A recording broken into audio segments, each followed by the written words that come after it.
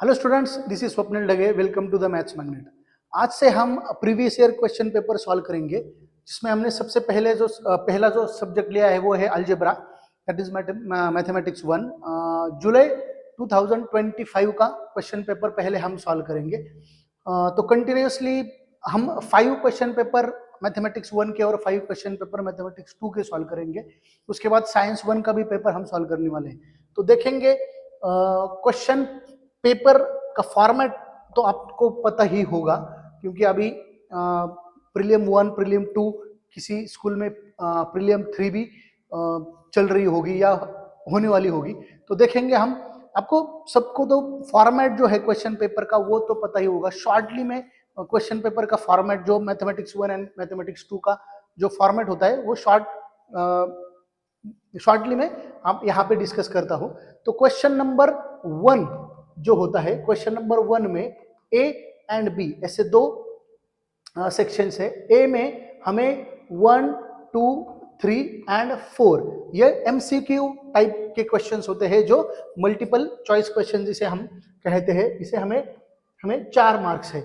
और question number 1 B में भी हमें 4 ही क्वेश्चन मिलते हैं, जहां पे यहाँ पे 4 मार्क्स होंगे, लेकिन यहाँ पे हमें सॉल्व करना पड़ेगा। 1 मार्क के लिए एक क्वेश्चन है, लेकिन सॉल्व करके हमें आंसर पता करना है। ओके, यहाँ पे तो ऑलरेडी आंसर्स आपको दिए होंगे, सॉल्व करके आपको करेक्ट ऑप्शन चूज करना है। तो ये फॉर्मेट है क्वेश्चन नंबर 1 का।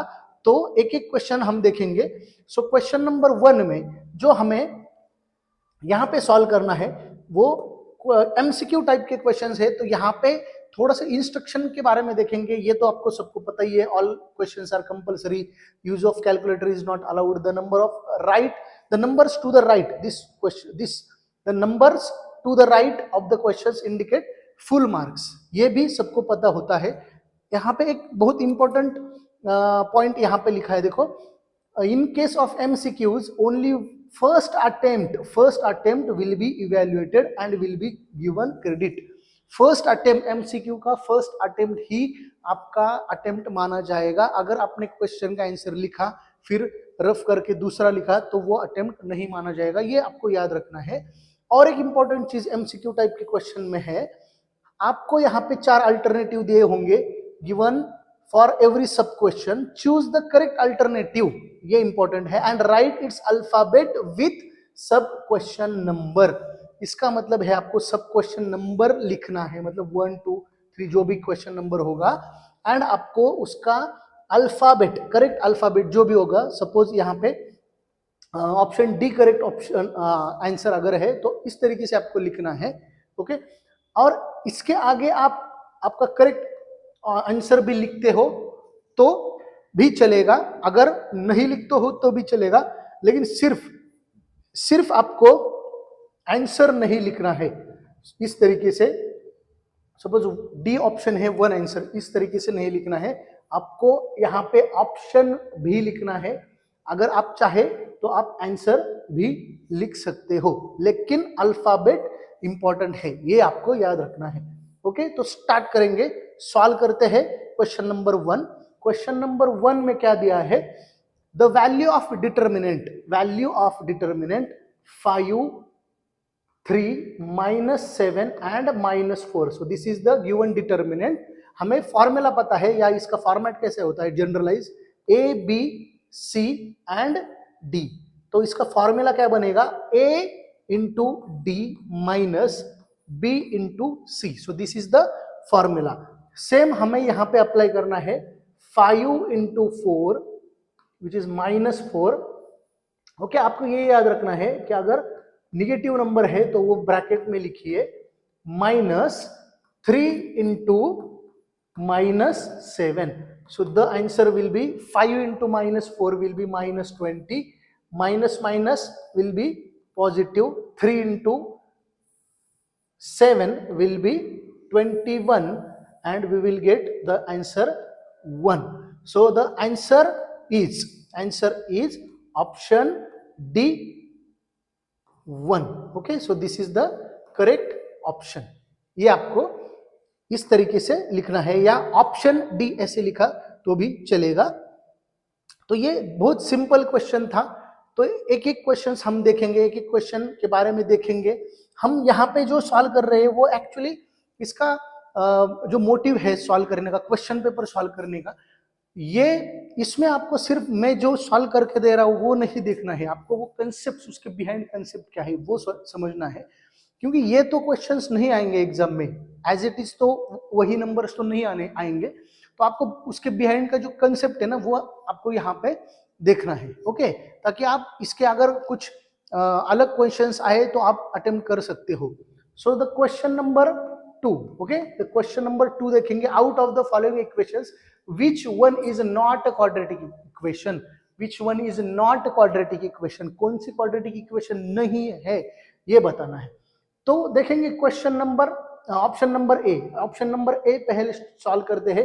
X square plus 4x is equal to 11 plus x square, तो both side x square same sign है, पॉजिटिव पॉजिटिव साइन है तो कैंसिल कर सकते हैं। क्या बचा है, सिर्फ 4x इज इक्वल टू 11 बचा है। तो ये जो है ये है linear equation, this is not quadratic equation, right. Quadratic equation की पावर जो होती है वेरिएबल की, या डिग्री बोलेंगे हम, डिग्री होती है 2, तो यहाँ पे डिग्री या पावर x की है 1, सो इसलिए ये क्वाड्रेटिक इक्वेशन नहीं है। वही पूछा है हमें, out of the following equations which one is not a quadratic equation, so this is not quadratic equation. So though option number A, और option A is correct. X square plus 4x is equal to 11 plus x square is not a quadratic equation. लेकिन हम जो बाकी के option है वो भी थोड़े से देखते हैं। यहाँ पे बाकी के जो ऑप्शंस दिए हैं, बाकी के जो ऑप्शंस है उसमें अगर हमने देखा तो ऑप्शन बी देखो, ऑप्शन बी था x square is equal to 4x, तो हम इसे पहले तो यहाँ पे डिग्री 2 है, ओके, डिग्री 2 है तो ये बाय डिफॉल्ट डायरेक्टली हम बोल सकते हैं कि दिस इज क्वाड्रेटिक इक्वेशन। अगर हमने इसको जनरलाइज क्वाड्रेटिक इक्वेशन में इक्वेशन के फॉर्म में अगर लाया, which is ax square plus bx plus c is equal to 0, अगर हम इस इक्वेशन को इस क्वाड्रेटिक इक्वेशन के, जनरलाइज क्वाड्रेटिक इक्वेशन के फॉर्म में अगर हम लाते हैं तो क्या होगा, देखो x square minus 4x plus 0 is equal to 0। तो अगर हम इससे कंपेयर करें तो एज इट इज ये क्वाड्रेटिक इक्वेशन हमें दिखाई दे रहा है। ओके, तो सेकंड जो ऑप्शन था हमने अभी यहां पे देखा which is quadratic equation. Third option जो था, थर्ड ऑप्शन सी है 5x square is equal to 90। So अगर इसे हमने रीअरेंज किया तो which is 5x square minus या plus 0x minus 90 is equal to 0। So this is also quadratic equation. अगर हम इसे जनरलाइज इक्वेशन से कंपेयर करते हैं तो इजीली हमें पता चलेगा कि this is also quadratic equation. Option number D जो था वो था 2x minus x square is equal to x square plus 5x। तो देखो यहाँ पे एक्स स्क्वायर कैंसिल नहीं होगा, क्यों नहीं होगा, क्योंकि यहाँ पे लेफ्ट हैंड साइड और राइट हैंड साइड में दोनों भी एक्स स्क्वायर है, लेकिन उनके साइन अलग है। उससे क्या होगा, देखो अगर मैंने रीअरेंज किया तो this will be minus x square, this x अगर लेफ्ट हैंड साइड में जाएगा तो वो भी माइनस होगा, plus 2x minus 5 is equal to 0। So this becomes minus 2x square plus 2x minus 5 is equal to 0। So this is also quadratic equation. तो ये quadratic equation है, ये भी क्वाड्रेटिक इक्वेशन है, और ये भी क्वाड्रेटिक इक्वेशन था। सिर्फ ऑप्शन 1 जो है वो क्वाड्रेटिक इक्वेशन नहीं है, इसलिए हम अपना जो आंसर होगा that will be the option A. Okay, next question देखेंगे। यहां पे नेक्स्ट क्वेश्चन है क्वेश्चन नंबर 3। क्वेश्चन नंबर 3 में for given AP a is equal to 3.5, d is equal to 0, then we have to find t2। Okay, so t2 find करेंगे तो t2 मतलब term 2 find करनी है। तो टर्म 2 फाइंड करनी है मतलब क्या करेंगे, हमें पता है टर्म 1 का ही मतलब होता है a which is given 3.5। Okay, term 2 को किस तरीके से फाइंड करते हैं, टर्म 2 का फॉर्मूला जो होता है वो डायरेक्टली हम ऐसे लिख सकते हैं a प्लस डी, नहीं तो T2 is equal to T1 plus D, इस तरीके से भी हम लिख सकते हैं। तो T1 जो है दैट इज 3.5 प्लस D, मतलब कॉमन डिफरेंस गिवन है which is 0। So the final answer is T2 is equal to 3.5। तो ऑप्शन में चेक करेंगे 3.5 कहां पे है, so option B 3.5 which is correct option. Okay, next question देखते हैं। From the following numbers which number cannot represent probability, कौन सा नंबर प्रोबेबिलिटी रिप्रेजेंट नहीं करता? तो ऑप्शन ए जो दिया है वो है 0.6, option B is 2.0, option C is 0.15 and option D is 0.75। तो यहां पे हमें एक बात याद रखनी है, प्रोबेबिलिटी सिर्फ 0 to 1 में ही आती है। प्रोबेबिलिटी 0 to 1 में जो नंबर्स है वही प्रोबेबिलिटी में आते हैं। तो यहाँ पे क्लियरली हमें दिख रहा है कि ऑप्शन बी जो है वो एक से ज्यादा है, मतलब 2.0 विच इज 2। ओके, तो ये प्रोबेबिलिटी, बाकी के सभी नंबर्स प्रोबेबिलिटी दर्शाते हैं, मतलब प्रोबेबिलिटी शो करते हैं। सिर्फ ऑप्शन बी जो है 2 which is not representing the probability. Okay, I hope आपको समझ में आया होगा। अभी नेक्स्ट जो क्वेश्चन है, जैसे मैंने बताया कि नेक्स्ट क्वेश्चन नंबर 1B जो हमें 4 मार्क्स के लिए दिया है, सॉल्व द फॉलोइंग सब क्वेश्चंस। तो यहाँ पे देखिए ऑप्शंस मतलब एक्स्ट्रा क्वेश्चंस नहीं है। क्वेश्चन नंबर 1 में आपको जो भी क्वेश्चंस दिए होंगे वो आपको कंपलसरी सॉल्व करने हैं। ओके, जैसे क्वेश्चन नंबर 1A में 4 ही MCQ थे, वो चारों हमें सॉल्व करने हैं। वैसे ही क्वेश्चन नंबर 1B में भी 4 क्वेश्चंस दिए होंगे, वो भी चारों के चारों हमें सॉल्व करने हैं। लेकिन हमें यहाँ पे स्टेप्स करने पड़ेंगे, स्टेप्स करने के बाद जो आंसर आएगा that will be our final answer. Okay, तो क्वेश्चन नंबर 1 यहाँ पे दिया है, for simultaneous equations in variable x and y dx is equal to 49 given है, देखो, और dy is equal to -63 is given. So we have to find the d। okay, then find which d also given and then we have to find the value of x। तो value of x find करेंगे, value of x तो बहुत easy है। यहाँ पे हमें पता है कि x का जो फॉर्मूला होता है वो है dx by d, right, and y का जो फॉर्मूला होता है that will B dy by d, right. So dx is given which is 49 and our d is also given which is 7, so 7 sevens are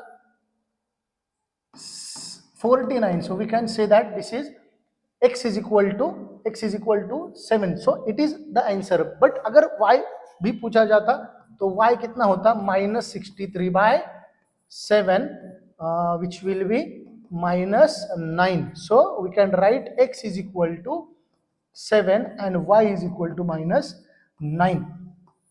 यहाँ पे हमें सिर्फ x की value पूछी है, तो जितना पूछा जाए उतना ही हमें सॉल्व करना है। ये आपको समझने के लिए मैंने y को भी कैलकुलेट करके दिखाया है। ओके, तो क्वेश्चन नंबर 2 देखेंगे। क्वेश्चन नंबर 2 में क्या दिया है, write the following quadratic equation in standard form. Standard form में लिखना है 2y is equal to 10 minus y square. तो स्टैंडर्ड फॉर्म क्या होता है, ax square plus bx plus c is equal to 0। तो इस फॉर्म में कन्वर्ट करेंगे। So this y square will be positive at the left hand side plus 2y minus 10 is equal to 0.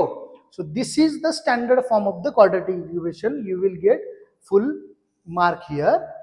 आपको समझने के लिए यहाँ पे a का वैल्यू होगा 1, b का वैल्यू होगा 2 एंड c का वैल्यू होगा -10। ओके, क्वेश्चन नंबर 3 देखेंगे। क्वेश्चन नंबर 3 में यहाँ पे क्वेश्चन है, face value of 1 share. Face value of 1 share given है ₹100, right, and the premium is given, premium, okay, premium is given which is ₹10 and we have to find the market value. तो market value कैसे find करेंगे, face value plus premium, right. So face value is 100 and premium is also premium is 10, so that will be 110 rupees, 110। so market value is 110 10। Okay, समझ में आ रहा है? अभी देखेंगे question number 4। तो क्वेश्चन नंबर 4 में find the class mark of the class 6 to 10. So this is the class given, class 6 to 10. It is the class mark का formula क्या होता है? क्लास मार्क का फॉर्मूला क्या होता है? Upper limit plus lower limit, ऐसे बोल सकते हैं हम, upper limit plus lower limit divided by 2. So upper limit is 10 and lower limit is 6 by 2. So this will be 16 by 2, which is equal to 8. So class mark is equal to 8. So this is the correct answer. Okay, समझ में आया? So this was about the question number 1. तो question number 2 देखेंगे. Question number 2 का format देखेंगे. So question number 2 जो होता है, क्वेश्चन नंबर 2A, इसमें होते हैं 3 क्वेश्चंस. ये याद रखना है, इसमें होंगे 1 2 3 क्वेश्चंस, और हमें यहाँ पे कितने सॉल्व करने हैं? एनी 2 सॉल्व करने हैं. इसे 4 मार्क्स है. और इंपॉर्टेंट, सबसे इंपॉर्टेंट बात है, ये एक्टिविटी बेस्ड क्वेश्चन होते हैं. Activity based question. Activity based question मतलब क्या होता है? सिर्फ आपको फिल इन द ब्लैंक करना है, ये याद रखना है. Okay, fill in the blank.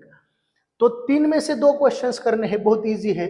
और क्वेश्चन नंबर 2B जो होता है, वहां पे आपको कितने सॉल्व करने हैं? एनी 4. 1 2 3 4 5 क्वेश्चंस दिए होंगे.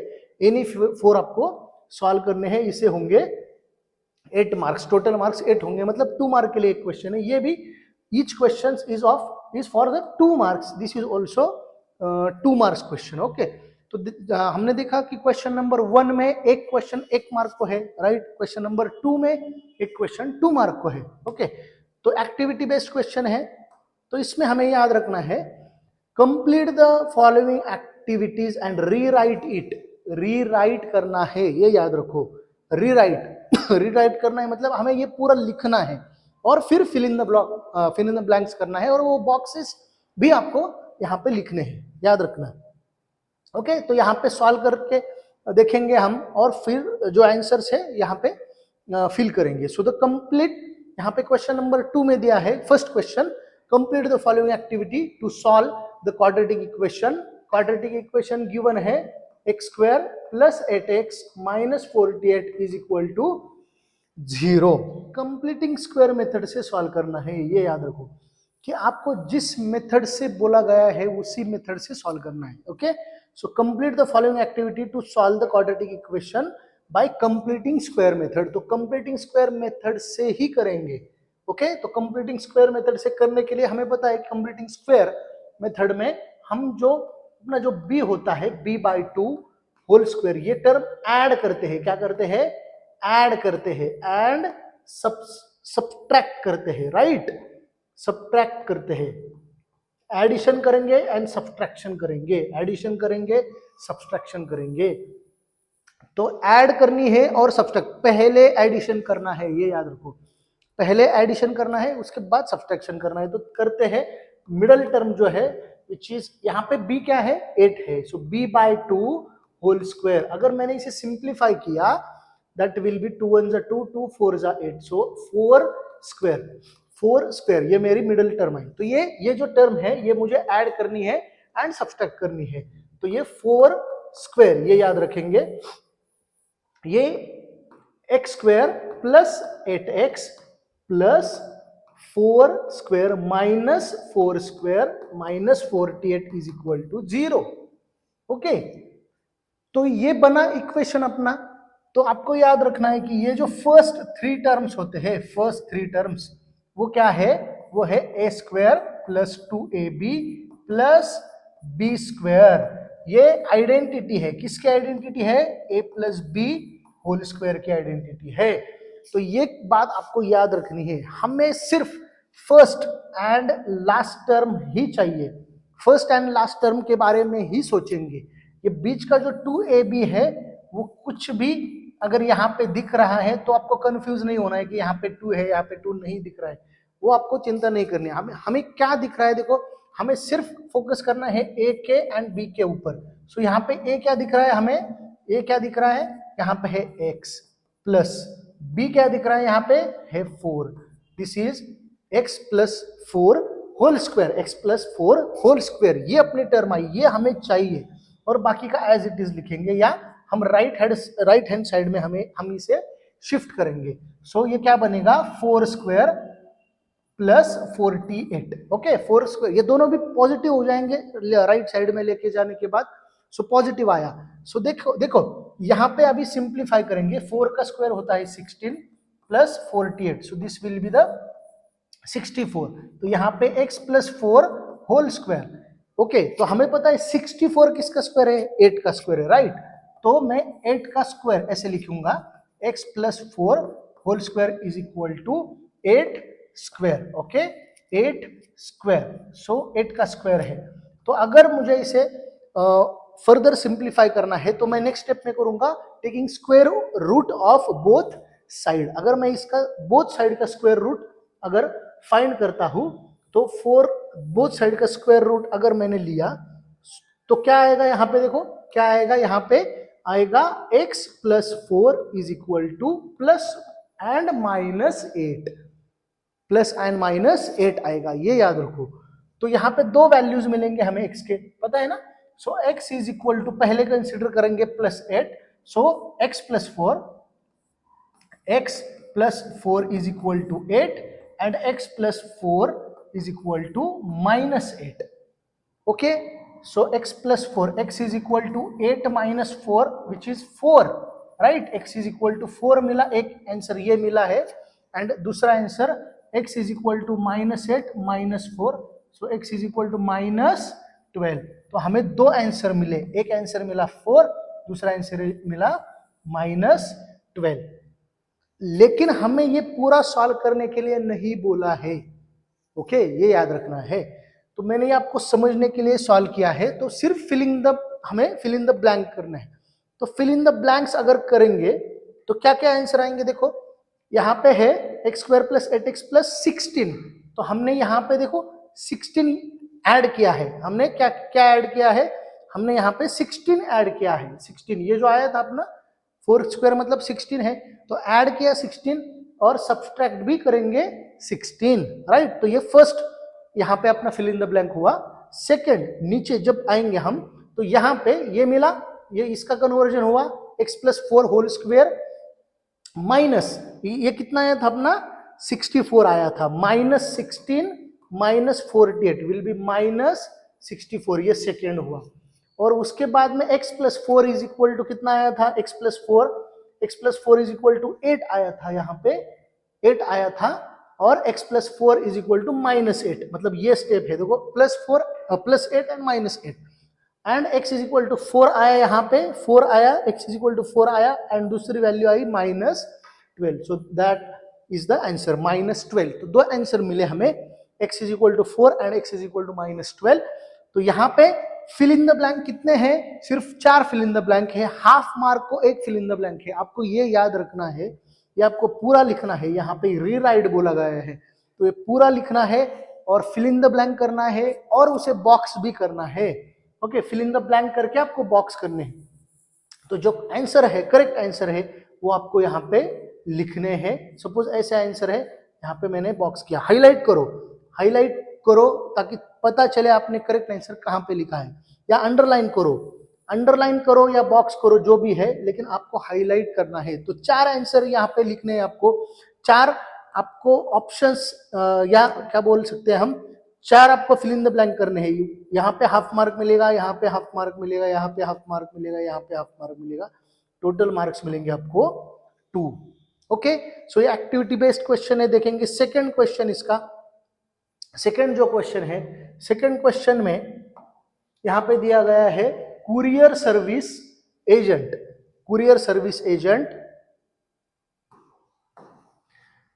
Charge total ₹590 to courier a parcel from Nashik to Nagpur.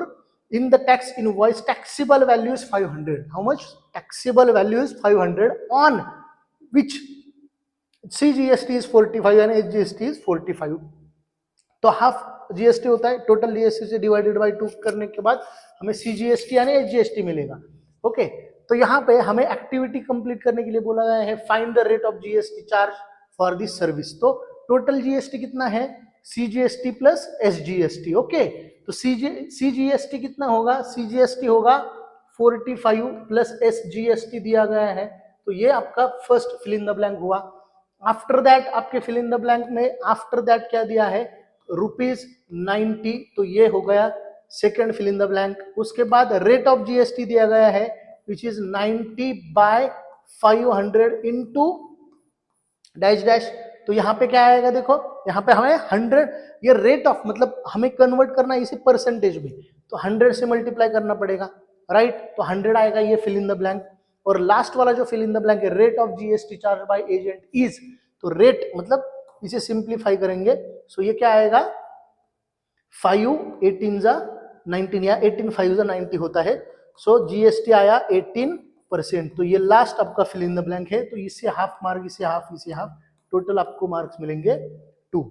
और ओके, तो थर्ड क्वेश्चन देखेंगे. थर्ड क्वेश्चन में है, थर्ड क्वेश्चन यहाँ पे दिया गया है कि the monthly expenditure of a family of on different items is shown in the following table. तो टेबल में देखेंगे complete the following activity to calculate the related central angles. तो रिलेटेड सेंट्रल एंगल्स हमें यहाँ पे कैलकुलेट करने हैं. तो ये टेबल है, इस टेबल में हमें ऑलरेडी उन्होंने सब करके दिया है, हमें सिर्फ सिंप्लीफाई करना है. देखो यहाँ पे बॉक्सेस है, 4 बॉक्सेस है, हाफ हाफ हाफ मार्क मिलेंगे, टोटल 2 मार्क मिलेंगे. तो यहाँ पे देखो हमें 3 में से 2 ही एक्टिविटी सॉल्व करनी है. तो पहले आप टाइम मैनेजमेंट करने के लिए आप सिर्फ पहले 2 मतलब जो भी 3 में से 2 जो भी आपको परफेक्ट आते हैं वो सॉल्व करके लेना है. अगर आपको टाइम मिलता है बाद में, लास्ट में टाइम अगर आपके पास बचता है तो फिर एक्स्ट्रा आप कर सकते हो. ओके, तो यहाँ पे देखेंगे, यहाँ पे 40/100 इंटू 360 और यहाँ पे बॉक्स है. तो क्या आएगा, यहाँ पे 0 0 अगर कैंसिल किया हमने तो 36 इंटू 4, 36 इंटू 4 कितना आएगा, 72 plus 72, so that will be 144 degree. Then 20/100 into 360, तो 0 कैंसिल किए, 72 आएगा, 36 into 2 is 72 degree. After that 30/100 into 360 which is going to be equal with the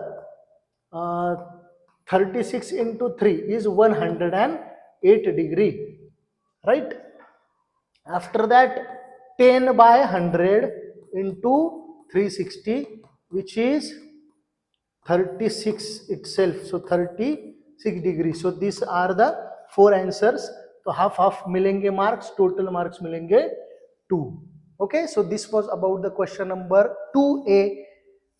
We have solved this, which is the activity based questions. Okay, so out of the 3 questions you just have to solve only 2 questions, and if you have the time with you then you can solve all the questions. Okay, you have to solve the extra questions after completing your whole question paper.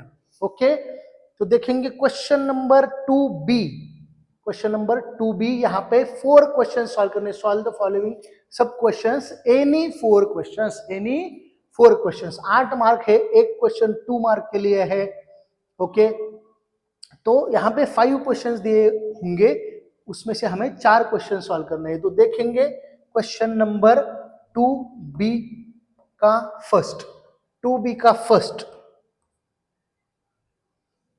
Question number 2B first. So the question is, आपको answer sheet में जो यहाँ पे उन्होंने जिस तरीके से सब क्वेश्चंस दिए हैं ना वैसे ही लिखना है. देखो मैंने यहाँ पे 1 लिखा था, 1 2 3 ऐसे मत लिखो. जिस तरीके से उन्होंने क्वेश्चन नंबर दिए हैं ना, स्मॉल रोमन में दिए हैं ना, तो स्मॉल रोमन में ही लिखो. Okay, so the question number 2B का फर्स्ट क्वेश्चन. तो ये देखेंगे, find the values of x plus y and x minus y of the following given simultaneous equations. तो ये दिया गया है यहाँ पे 101 x plus 99y is equal to 501. 99x plus 101y is equal to 499. तो अगर हमने इसे सॉल्व किया, हमें क्या पूछा है, क्वेश्चन में पूछा है कि x plus y and x minus y ढूंढना है।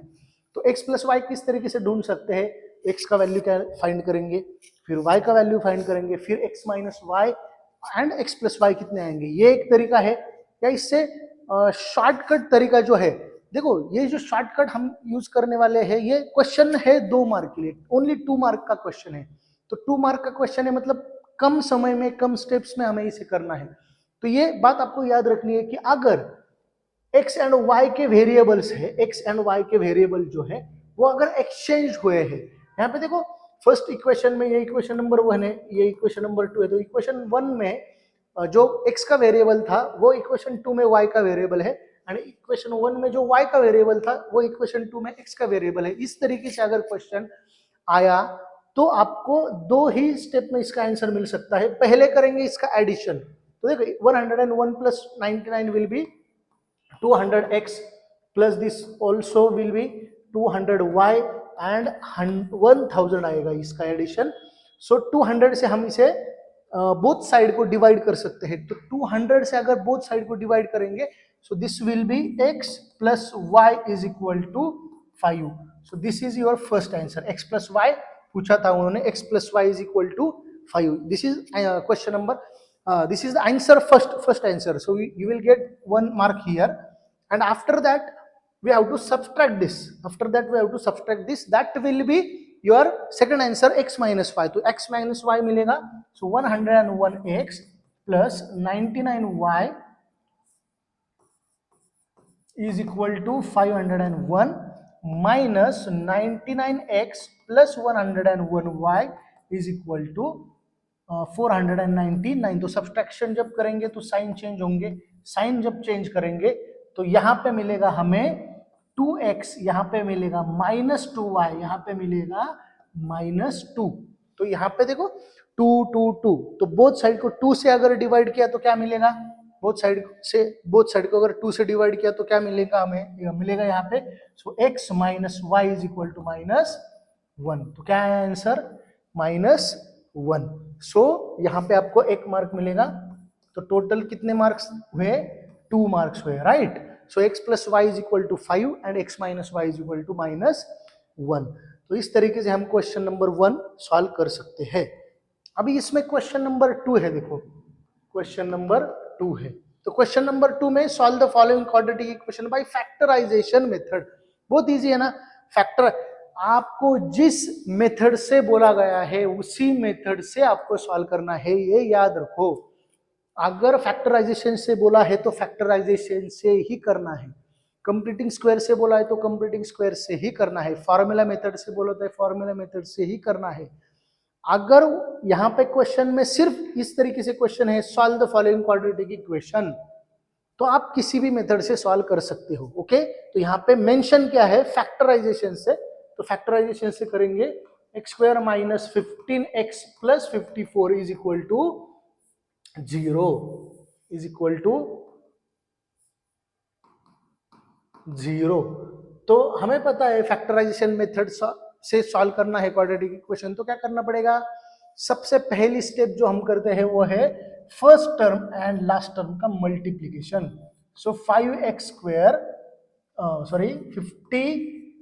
54x square and -15x। तो हमें 2 नंबर्स के कॉम्बिनेशन ढूंढने हैं जिसका मल्टीप्लीकेशन आए +54x स्क्वायर एंड जिसका सब्सट्रैक्शन आ जाए -15x। तो ढूंढेंगे 54 किसके टेबल में है, 6 के टेबल में है, जो 6 9 हो सकता है, देखो 6 9 यस 9 6 भी किया तो भी चलेगा, 6 into 9x and 6x and 9x अगर मैंने यहाँ पे लिखा, लेकिन मुझे -15 चाहिए, याद रखना है। -15 अगर मुझे चाहिए तो क्या करना पड़ेगा, मुझे यहाँ पे 9x -6x माइनस 9x अगर मैं करता हूं तो मुझे मिलेगा -15x। यही साइंस हमें यहाँ पे भी कंटिन्यू करना है, -6x minus 9x। So this will be positive 54x square. Okay, so we have got our two numbers. Okay, by using these two numbers we are going to solve this. So put these values here. So x square minus 6x minus 9x and plus 54 is equal to 0. So we just write the values instead of this minus 15x, instead of this minus 15x we just put the values minus 6 minus 9x means हमने यहाँ पे सिर्फ middle value को split किया है, ये याद रखो, बाकी कुछ भी हमने यहाँ पे चेंजेस नहीं किए, मिडल वैल्यू को हमने स्प्लिट किया है। तो देखो, तो यहाँ पे मिडल वैल्यू को स्प्लिट करने के बाद यहाँ पे दो ग्रुप बनाएंगे हम, first two and last two के, फिर यहाँ पे कॉमन लेंगे। सो एक्स स्क्वायर से एक्स को कॉमन लेने के बाद एक्स आएगा, माइनस 6x से x कॉमन लेने के बाद 6 आएगा, और ये फर्स्ट ब्रैकेट जो आया है वो एज इट इज हम यहाँ पे लिखेंगे इज इक्वल टू 0, और फिर सोचेंगे कि ये जो माइनस 9x है इससे क्या कॉमन लेने के बाद यहाँ पे x बचेगा। सो राइट माइनस 9, ये अगर मैंने कॉमन लिया सो यहाँ पे x बचेगा, और ये प्लस 54 है, इसमें से अगर मैं 9 को कॉमन लेता हूँ माइनस 9 को, तो यहाँ पे बचेगा माइनस 6, तो फिर से x माइनस 6 यहाँ पे कॉमन आएगा और x माइनस 9 यहाँ पे बचेगा। सो अपना जो आंसर आया है वो आया है x minus 6 and x minus 9 is equal to 0. So these are the factors. Okay, so we got here 2 marks. Okay, समझ में आया? समझ में आया? अगर आपको समझ में आ रहा है तो आपको आपके फ्रेंड्स के साथ वीडियो को शेयर करना है, वीडियो को लाइक करो, चैनल को सब्सक्राइब करो, चैनल को ग्रो होने के लिए मदद करना है। ओके, तो देखेंगे next question, the question number 3। So question number 3 में हमें क्वेश्चन दिया गया है एपी का। ओके, सो एपी का क्वेश्चन है which term of the following AP is 560। Which term of the following AP is 560, which term, कौन सी टर्म है? तो एपी है 2, 11, 20 एंड 29, 2, 11, 20 एंड 29, तो ये हमें दिया गया है और पूछा है which term of the following AP is 560। तो 560 आएगा बाद में, कभी तो किसी नंबर पे आएगा, तो वही तो क्वेश्चन है, कौन से नंबर पे 560 आएगा। मतलब ये है अपना T1, ये है T2, ये है T3, T4, ऐसे करते करते ये Tn, मतलब n की वैल्यू फाइंड करनी है। ये समझ में आ रहा है ना आपको? तो n की वैल्यू फाइंड करनी है, यहां पे Tn दी है, Tn की वैल्यू गिवन है, 560 इज Tn, राइट। सो देखेंगे A is equal to T1 is equal to 2, D की वैल्यू दी है T2 minus T1 which is 11 minus 2, 9 आएगा, राइट। सो Tn का फॉर्मूला आएगा A plus n minus 1D। So Tn is given, right? So Tn is given which is 560. So write down the Tn here. So we got 560. A is equal to 2, right? n की value find करनी है, वो as it is लिखेंगे, d की value दी है 9। Okay, सो simplify करेंगे 560, ये 2 यहाँ पे पॉजिटिव है, इस साइड में आके वो जो हो जाएगा निगेटिव 2, ये 9 यहाँ पे मल्टीप्लाई है, यहाँ पे आने के बाद होगा divide is equal to n plus 1। यहाँ पे सॉल्व करेंगे, यहाँ पे सॉल्व करेंगे, 560 माइनस 2 will be 558 divided by 9 is equal to n minus 1, right. तो इसे सिंप्लीफाई करेंगे, 9 1 जा 9, 6 जा एंड 9 2 जा, सो 62 आया, 62 plus this one, so we got n is equal to how much, 63। तो आंसर क्या लिखेंगे? सो सिर्फ इतना लिख के छोड़ना नहीं है, n is equal to 63 आया आंसर, ऐसा नहीं है। क्वेश्चन पूछा है which term of the following AP is 560, तो क्या लिखेंगे? 63rd term of AP, right? 63rd term of AP is 560। तो इस तरीके से पूरा आंसर लिखना है फाइनल। वर्ड प्रॉब्लम है ना, तो वर्ड प्रॉब्लम में पूरा आंसर हम वर्ड प्रॉब्लम के अकॉर्डिंगली लिखना पड़ेगा, तो पूरा पूरा आंसर लिखना है। ओके, तो ये क्वेश्चन नंबर 3 था। क्वेश्चन नंबर 4 करेंगे। क्वेश्चन नंबर 4, तो क्वेश्चन नंबर 4 में हमें दिया गया है market value of the share is 200। How much? Market value is given which is rupees 200, right? If the brokerage rate is given, okay, percentage में दिया है, परसेंटेज ब्रोकरेज रेट है 0.3%, ओके, रेट लिखेंगे, रेट ब्रोकरेज रेट है तो 0.3% है, which is nothing but 0.3 by 100, right? And we have to find the purchase value of the share, purchase value of the share, कितने rupees को share लिया हमने, ये ब्रोकरेज वैल्यू है 0.3, सो 0.3 of what?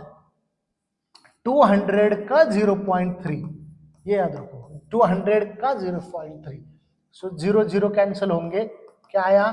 2 into 0.3, so 2 into 0.3 मतलब 0.6, ये हो गया अपना ब्रोकरेज 0.6 रुपीज। 0.6 मतलब ही होता है 0.60 रुपीज, मीन्स 60 पैसे, ये हो गया अपना ब्रोकरेज। तो टोटल मार्केट वैल्यू कितनी है? 200। सो आंसर क्या आएगा? 200 plus 0.60 which is 200.60, right? So ये 2 मार्क मिलेंगे यहाँ पे। क्वेश्चन क्या है? Find the purchase value of the share, तो right down purchase value of the share is rupees, unit लिखना है, purchase value of the share is rupees 200.60, okay, खत्म। एंड लास्ट क्वेश्चन करेंगे, क्वेश्चन नंबर 2B का last question, 5th question है, summation of FI/DI is equal to 10,000 is given 10,000, summation of FI is 100 and A is also given which is 2,000, okay, so we have to find this mean x bar, mean x bar is equal to A plus summation of FI/DI by summation of FI. So put the value of A here, which is 2,000 plus FI/DI 10,000 divided by this 100. So 0 cancel करेंगे, क्या बचा? 2,000 plus 100. The answer is 2100. So x bar या mean is 2100. Okay, 2100 यहाँ पे हमें मिला. So this was the question number 2B, question number 5. So we have solved the question number 2. Okay. तो question number 3A देखेंगे, क्वेश्चन नंबर 3A का format देखते हैं। तो question number 3A, question number 3A में हमें टोटल A, इस question में हमें एनी वन सॉल्व करना है, एनी वन, और एनी वन जब सॉल्व करेंगे तो ये क्वेश्चन होगा जैसे क्वेश्चन नंबर 2A जो था एक्टिविटी बेस्ड क्वेश्चन था, सेम वैसे ही ये भी एक्टिविटी बेस्ड क्वेश्चन है। यहाँ पे 2 क्वेश्चन होंगे, उसमें से एक ही क्वेश्चन हमें सॉल्व करना है, fill in the blanks type का क्वेश्चन है। वैसे ही यहाँ पे रीराइट भी करना है, ये याद रखना है, सबसे इंपॉर्टेंट चीज है रीराइट करना। अगर रीराइट आप नहीं करोगे तो मार्क्स आपको फुल मार्क्स नहीं मिलेंगे। यहाँ पे fill in the blank type question है, तो 6 फिल इन द ब्लैंक होंगे, हाफ मार्क के लिए 1 फिल इन द ब्लैंक है, ये हमें सॉल्व करना है। ओके, तो यहाँ पे क्वेश्चन नंबर 3A का फर्स्ट जो है क्वेश्चन यहाँ पे दिया गया है कि in an AP sum of the 3 consecutive terms. तो व्हाट इज कॉन्जिक्यूटिव? कॉन्जिक्यूटिव मतलब back to back terms, consecutive मतलब होता है बैक टू बैक। तो 3 कॉन्जिक्यूटिव टर्म्स है जिनकी एडिशन, सम एडिशन है 27, ओके, 27 एडिशन है एंड प्रोडक्ट इज 504। तो प्रोडक्ट मतलब मल्टीप्लीकेशन 504 है, एडिशन है 27, कंप्लीट द फॉलोइंग एक्टिविटी। अगर सपोज हमें ये एक्टिविटी बेस्ड क्वेश्चन नहीं होता, सिर्फ इतना ही क्वेश्चन अगर हमें प्रोवाइड किया जाता और ये क्वेश्चन अगर सॉल्व करना होता हमें, ये टेक्स्ट बुक का ही क्वेश्चन है, as it is text book में अपने यहाँ ये क्वेश्चन दिया है, तो वही क्वेश्चन हमें डायरेक्टली यहाँ पे एग्जाम में यहाँ पे दिख रहा है। तो ये क्वेश्चन सॉल्व कैसे करेंगे, तो कॉन्जिक्यूटिव टर्म्स जो होते हैं वो एक दूसरे के बैक टू बैक जो टर्म्स होते हैं, तो ये 1 2 3 4 ये कॉन्जिक्यूटिव टर्म्स है। तो यहाँ पे हम पहले कॉन्जिक्यूटिव टर्म्स को कंसिडर करके लेंगे। तो जो मिडल टर्म है, मिडल 3 टर्म्स है ना, यहाँ पे 3 टर्म्स है, तो मिडल जो टर्म है 3 कॉन्जिक्यूटिव टर्म्स, हमने मिडल जो टर्म है उसे ए कंसिडर किया है, मिडल टर्म को ए कंसिडर किया है। नेक्स्ट टर्म मतलब क्या होता है कि जब हम एक टर्म में कॉमन डिफरेंस या डी ऐड करेंगे तो वो नेक्स्ट टर्म बन जाएगी, राइट। सो ए प्लस डी ये हो गई मेरे नेक्स्ट टर्म, एंड ए के पहले की जो टर्म है अगर मैं डी को सब्सट्रैक्ट करूंगा ए में से तो मुझे मिलेगी फर्स्ट टर्म। तो ऐसा कंपलसरी नहीं है कि यही फॉर्मेट लेना है, आप अलग भी फॉर्मेट ले सकते हो, लेकिन इससे कैलकुलेशन कम कैलकुलेशन में आपका आंसर आएगा। तो फर्स्ट टर्म आ गई अपनी a minus D, second term आ गई a एंड थर्ड टर्म आ गई a प्लस डी। सो ये 3 कॉन्जिक्यूटिव टर्म्स बन गए, ओके 3 कॉन्जिक्यूटिव टर्म्स बन गए। तो फर्स्ट स्टेप समझ में आई। अभी क्या करेंगे, इसका सम दिया है, sum of 3 consecutive term is 27, so sum is 27, so we have to add this term. So a minus D plus a plus D and the addition is 27। तो एडिशन करेंगे, तो एडिशन करने के लिए हमें क्या करना पड़ेगा, पहले तो ब्रैकेट ओपन करेंगे। यहाँ पे तो ऑलरेडी उन्होंने ब्रैकेट दिए ही नहीं है, अगर हमें सॉल्व करना पड़ता पूरा क्वेश्चन तो हमें यहाँ पे ब्रैकेट डालने की जरूरत क्या है, अगर सपोज यहाँ पे अगर निगेटिव नंबर्स होते, तो निगेटिव नंबर जब होते हैं तो ब्रैकेट ओपन करने के बाद साइन चेंज होंगे, इसलिए आपको आदत डालनी है कि ब्रैकेट लिखो, ब्रैकेट अगर होंगे तो मिस्टेक्स कम होंगे, ठीक है। तो ब्रैकेट ओपन अगर मैंने किया suppose a minus D plus a plus d is equal to 27। तो यहाँ पे negative d positive d will be cancel, a plus a will be 3a, right. So 3a is equal to how much, 27। So it means that therefore a is equal to, we got this a is equal to 27 by 3, which is nothing but 9. Are you getting? So we got a is equal to 9 here. So यहाँ पे fill in the blank है, तो fill in the blank में a minus d plus a, तो ये जो step किए हमने यहाँ पे, तो 27, तो यहाँ पे लिखेंगे 27, यहाँ पे क्या आएगा, so the answer of the first fill in the blank is 27. A is equal to how much? A is equal to 9. So you can write here 9. So this was about the first condition. So we have the 2 conditions. Sum of the 3 consecutive terms is 27 and their product is 504.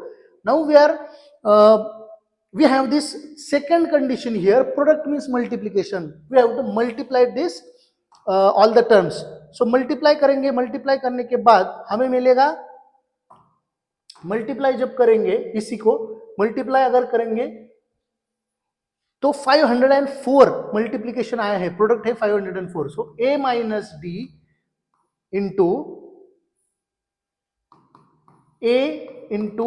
a plus d is equal to 504। So this is the multiplication.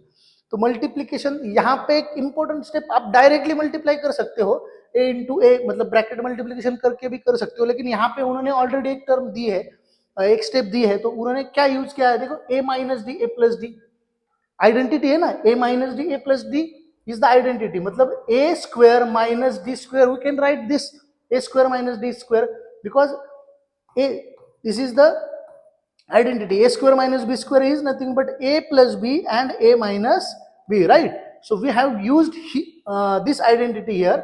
So a square minus d square मिला, तो ये दोनों हमने लिखे यहाँ पे, into a is equal to how much, 504. okay? So यहाँ पे a की वैल्यू हमें पता है, a की वैल्यू हमें पता है, तो अभी हमने यहाँ पे कैलकुलेट की है, तो a की वैल्यू पुट करेंगे, तो a की वैल्यू है 9 स्क्वायर, या we can directly write this 81 square, right? 9 square, which is 81 minus d square, right? So this is d square into 9 is equal to 504. तो यहाँ पे ब्रैकेट आएगा यहाँ पे, देखो ये 9 यहाँ पे मल्टीप्लाई है, जब हम इसे लेके आएंगे राइट हैंड साइड पे वो डिवाइड हो जाएगा, या फिर यहाँ पे हमने जो सिंप्लीफिकेशन डायरेक्टली यहाँ पे उन्होंने सिंप्लीफाई किया है, वो क्या किया है यहाँ पे देखो, ये 81 एज इट इज लिखा है minus d square as it is लिखा है, राइट, इंटू 9, तो ये स्टेप है। और यहाँ पे क्या लिखा है, d square is equal to 81 minus, तो ये 81 यहाँ पे पॉजिटिव था, यहाँ पे आके नेगेटिव, उन्होंने डायरेक्टली स्टेप किए हैं, देखो उन्होंने डायरेक्ट स्टेप्स कौन से किए हैं, यहाँ पे देखो डायरेक्ट स्टेप मतलब स्टेप स्किप किए हैं। हाँ, तो थोड़ा सा हम थोड़ा डिटेल में देखते हैं यहाँ पे। So 81 minus d square is equal to 509 divided 504 divided by 9। So 9 से हमें सिंप्लीफाई करेंगे, 9 1 जा 9, 9 6 जा 54, तो 5 जा करेंगे, 9 5 जा 45, राइट, 9 5 जा 45, so we got 5 here, 9 6 जा, so we got 56 here. How much? 56. So this is 56. Okay, 56 मिला है हमें यहाँ पे 9 से डिवाइड करने के बाद। यहाँ पे minus d square is equal to 56, जब ये 81 यहाँ पे आएगा तो वो माइनस 81 हो जाएगा, तो minus d square is equal to 81 minus 56, so यहाँ पे कितना मिलेगा हमें 5 and this is 2, so we got 25 minus 25, so both side negative sign है तो वो कैंसिल कर सकते हैं,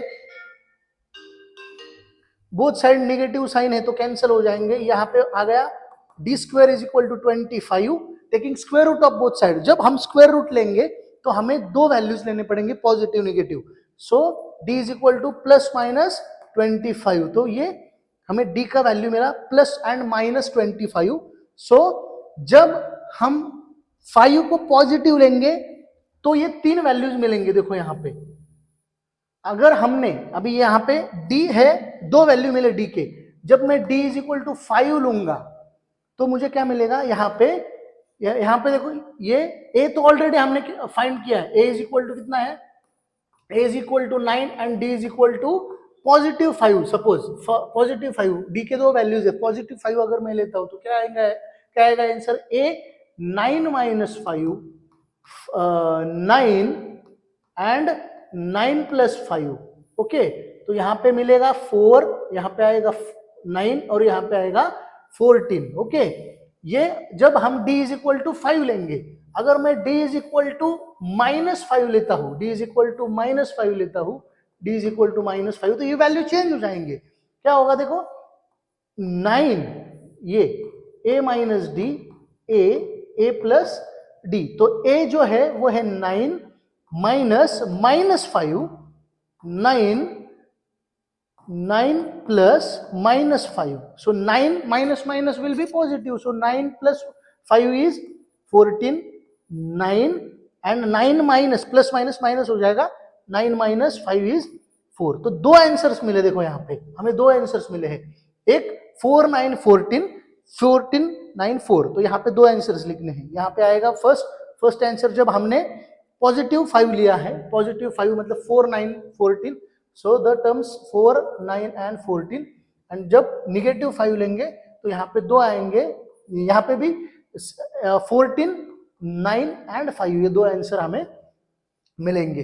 तो आपको फिल इन द ब्लैंक करना है, मतलब सिर्फ ये अगर आपने रफ किया तो भी चलेगा, या आपने क्वेश्चन आंसर शीट में सॉल्व किया तो भी चलेगा, लेकिन आपको ये याद रखना है कि आपको रीराइट करना है, ये पूरा क्वेश्चन लिखना है, उसके बाद फिल इन द ब्लैंक करो, तो आपको ईच स्टेप में हाफ मार्क मिलेगा and you will get 3 marks total, okay. So let us solve the next activity. Question हम देखेंगे यहाँ पे क्वेश्चन नंबर 3 का सेकेंड, तो ये भी एक्टिविटी बेस्ड क्वेश्चन है, तो इसमें सिंपल क्वेश्चन है, देखो कार्ड प्लेइंग कार्ड तो पता होंगे आपको, प्लेइंग कार्ड है ना, प्रोबेबिलिटी का क्वेश्चन है। अ card is drawn from well shuffled pack of 52 playing cards, तो 52 प्लेइंग कार्ड्स होते हैं, उसके बारे में डिटेल देखेंगे हम। Complete the following activity to find the probability of the following events, तो दो इवेंट्स दिए हैं, दो इवेंट्स है, एक हमें रेड कार्ड ड्रॉ करना है और सेकंड इवेंट है अ फेस कार्ड ड्रॉ करना है। तो यहां पे थोड़ा कार्ड के बारे में थोड़ा सा डिटेल देखेंगे। जो कार्ड्स होते हैं ना, तो कार्ड्स के बारे में थोड़ा सा डिटेल देखेंगे। देखो यहाँ पे मैंने पूरा 52 कार्ड्स का फोटो यहाँ पे दिया है। तो इसमें आपको पता होगा ये डायमंड है, तो डायमंड के 13 कार्ड्स होते हैं, राइट। वैसे ही ये क्लब है, क्लब के 13 कार्ड्स है। हार्ट है, इसके 13 है। एंड ये स्पेड है, इसके 13 कार्ड्स है। तो इसमें एस है 2 3 4 5 6 7 8 9 10। ये जैक है, ये क्वीन है एंड किंग है। तो जैक, क्वीन एंड किंग, ये जो कार्ड्स है इन्हें फेस कार्ड बोलते हैं। क्या बोलते हैं? इन्हें बोला जाएगा face card.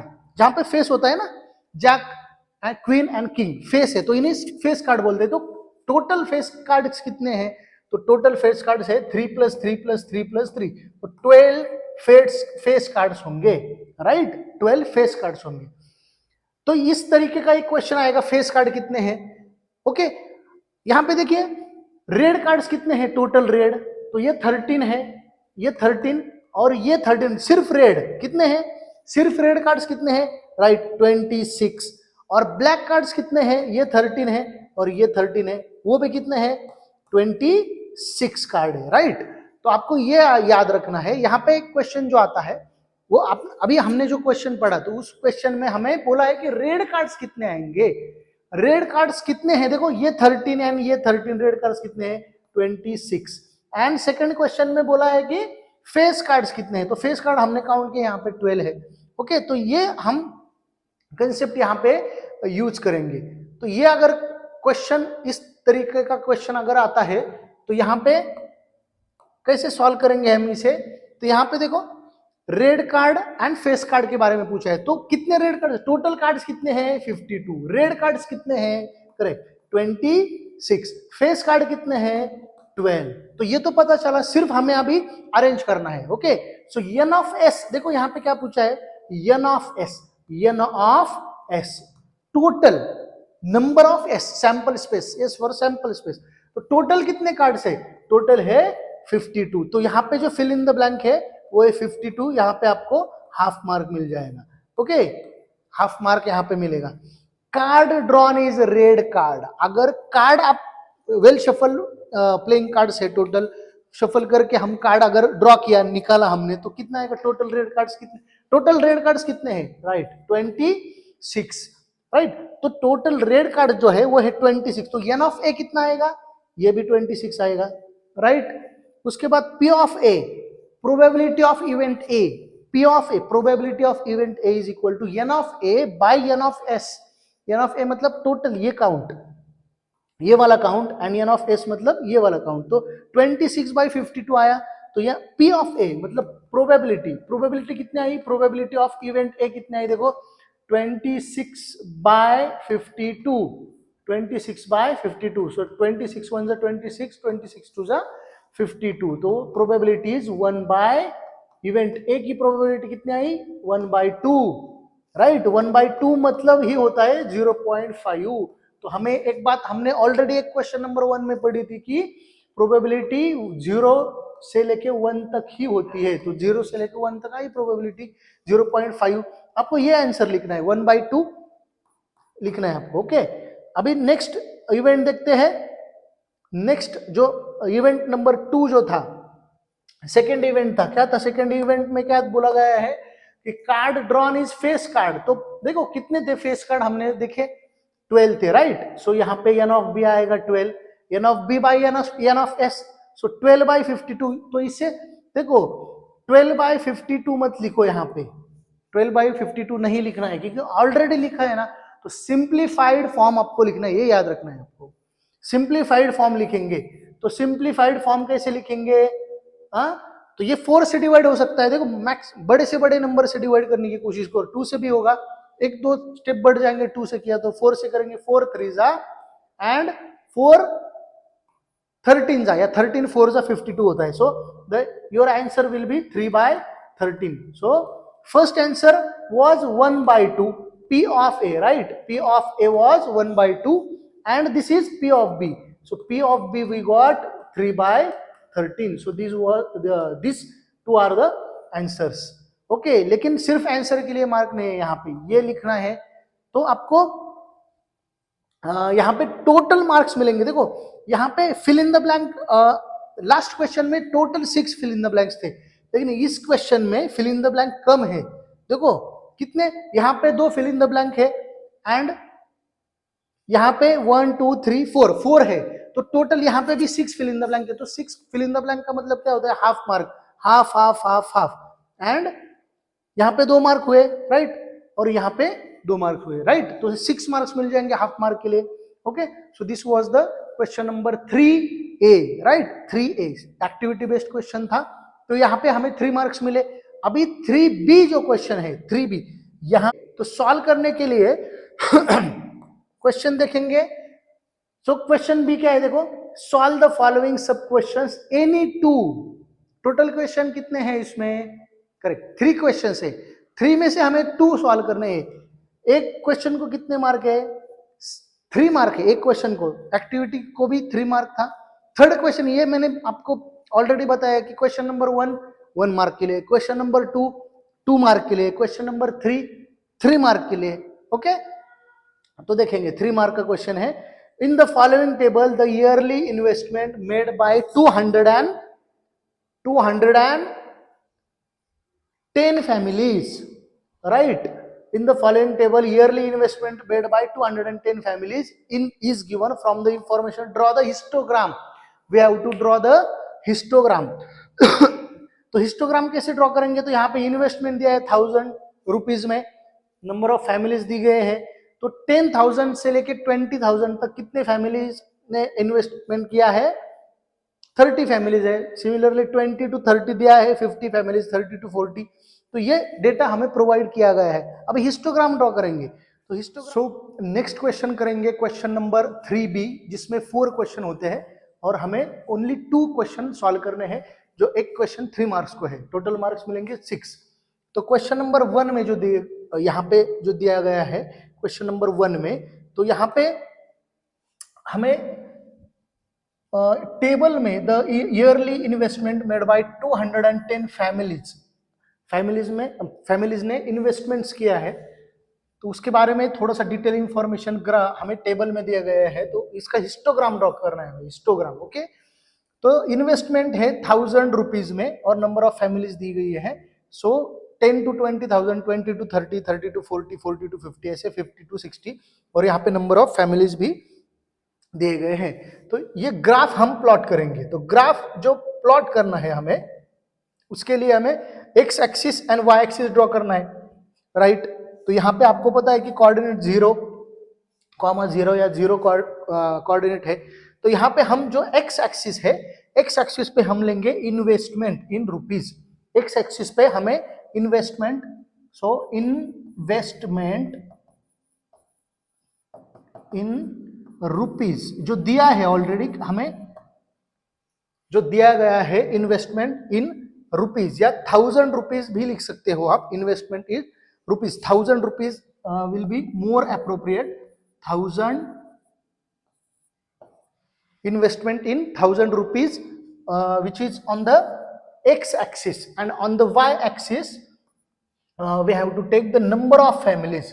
So number of families यहाँ पे लेंगे number of families. ओके तो अभी स्केल सिलेक्ट करना है हमें. तो स्केल कैसे सिलेक्ट करेंगे, हमें यहाँ पे दिया है डिफरेंस देखना है. अभी यहाँ पे डिफरेंस कितना है, 10 का डिफरेंस है. सो 10 to 20, 20 to 30, 30 to 40. तो एक्स एक्सिस पे हम यहाँ पे 10 का डिफरेंस लेंगे 1. तो 1 centimetre is equal to 10,000 rupees. इस तरीके से हम स्केल सिलेक्ट करेंगे. So this is 10, 20, 30, 40, 50 and 60. This is 70. Okay, and on the y axis also we can take the 10 families per centimeter. Okay, so 10, 20, 30, this will be 40, this is 50. Okay, 50 and we have 60 also, so we can draw here 60. So this is y axis.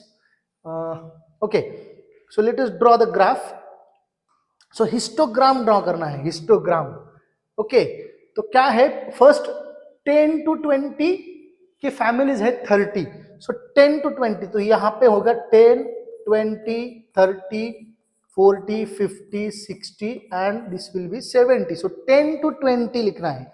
तो 10 to 20 30 families है, तो 30 यहाँ पे है, सो यहाँ पे हमें ऐसे ड्रॉ करना पड़ेगा 10 to 20, 10 to 20, 30 फैमिलीज है, 20 to 30 हमें गैप नहीं रखना है, दोनों बार ग्राफ के बीच में गैप नहीं रखना है, 20 to 30 50 है, सो 20 से लेके 30 50 है, सो 50 यहाँ पे है।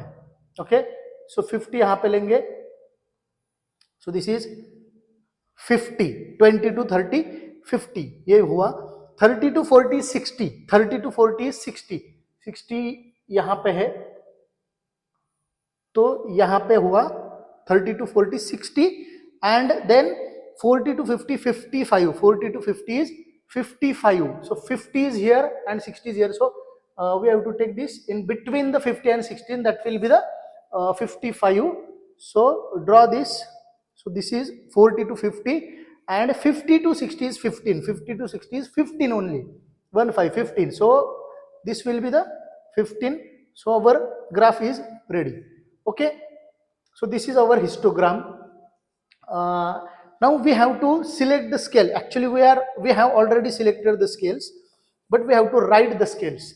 So after drawing the bar graph or while drawing the graph, you have to remember that you have to mention the whatever you are going to take on the x-axis and the thing you are going to take on the y-axis. You have to mention this because it is very important. If you fail to include this in the bar graph, there may be possibility that you will lose your half mark. Okay, so let us write the scale.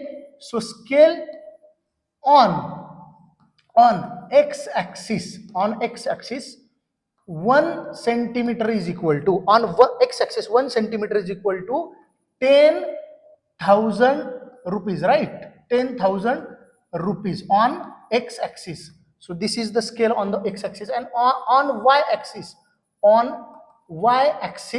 the scale is 1 centimeter is equal to 10 families. Okay, so 10 families, you have to mention the scale. Appropriate proper scale is also very important, because if you don't write or don't mention the scale, you will lose your half mark. You have to mention the data on the x-axis, you have to mention data on the y-axis, and you have to mention the scale. Proper appropriate scale बहुत important है। तो ये अपना histogram हुआ, यहाँ पे हमें 3 marks मिलेंगे। आई होप आपको समझ में आया होगा। ये याद रखना है कि आपको जो बार ग्राफ्स है उसके बीच में डिस्टेंस नहीं रखना है, वो एकदम क्लोजली होने चाहिए, बिसाइड टू ईच अदर होने चाहिए, क्योंकि यहाँ पे कंटिन्यूअस है ना। सो 20 30, ये 20 ये 30 ये कंटिन्यूअस है, इसलिए यहाँ पे गैप नहीं रखेंगे हम। ओके, आई होप आपको समझ में आया होगा। तो नेक्स्ट क्वेश्चन देखेंगे, क्वेश्चन नंबर 2। तो क्वेश्चन नंबर 2 में यहां पे हमें सॉल्व करना है। Shri Shivajirao has purchase 150 shares of face value 100। यहाँ पे बहुत इंपॉर्टेंट, आपको वर्ड प्रॉब्लम में आपको क्वेश्चन ठीक से रीड करना है, ईच एंड एवरी वर्ड के बारे में सोचना है। तो यहाँ पे क्या दिया गया है, face value 150 shares, number of shares, तो यहाँ पे लिखेंगे सॉल्यूशन में, नंबर ऑफ शेयर्स, कितने परचेस किए, number of shares 150, right. Face value is given which is ₹100।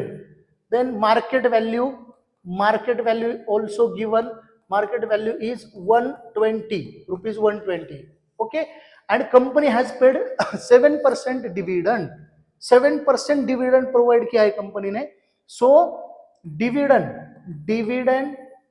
तो डिविडेंड जो होता है वो डिविडेंड याद रखना है आपको, ये पॉइंट बहुत इंपॉर्टेंट है। डिविडेंड जो होता है वो फेस वैल्यू के ऊपर होता है, ये याद रखना है। डिविडेंड फेस वैल्यू के ऊपर होता है। तो डिविडेंड जो टोटल डिविडेंड मिला है वो है 7%। ओके, तो अभी सॉल्व करेंगे। तो पहले सॉल्व करेंगे कि dividend per share. Okay, dividend per share, dividend per share देखेंगे कितना होता है। So dividend, total dividend per share calculate करेंगे तो टोटल फेस वैल्यू जो होती है, फेस वैल्यू के ऊपर डिविडेंड होता है, ये याद रखना है हमें। सो फेस वैल्यू है 100, इस वैल्यू के ऊपर हमें 7% डिविडेंड मिलेगा। सो 100 कैंसिल होगा और यहाँ पे बचेगा 7। तो पर डिविडेंड पर शेयर मतलब एक शेयर पे कितना डिविडेंड मिला, एक शेयर पे कितना डिविडेंड मिला, एक शेयर पे मिला ₹7, इतना डिविडेंड मिला है। तो टोटल, अभी टोटल शेयर्स कितने हैं 150, तो टोटल डिविडेंड देखेंगे, total dividend. Okay, total dividend will be 150 into 7, तो 150 into 105 and 0। So total dividend कितना मिला 1050 rupees. Are you getting?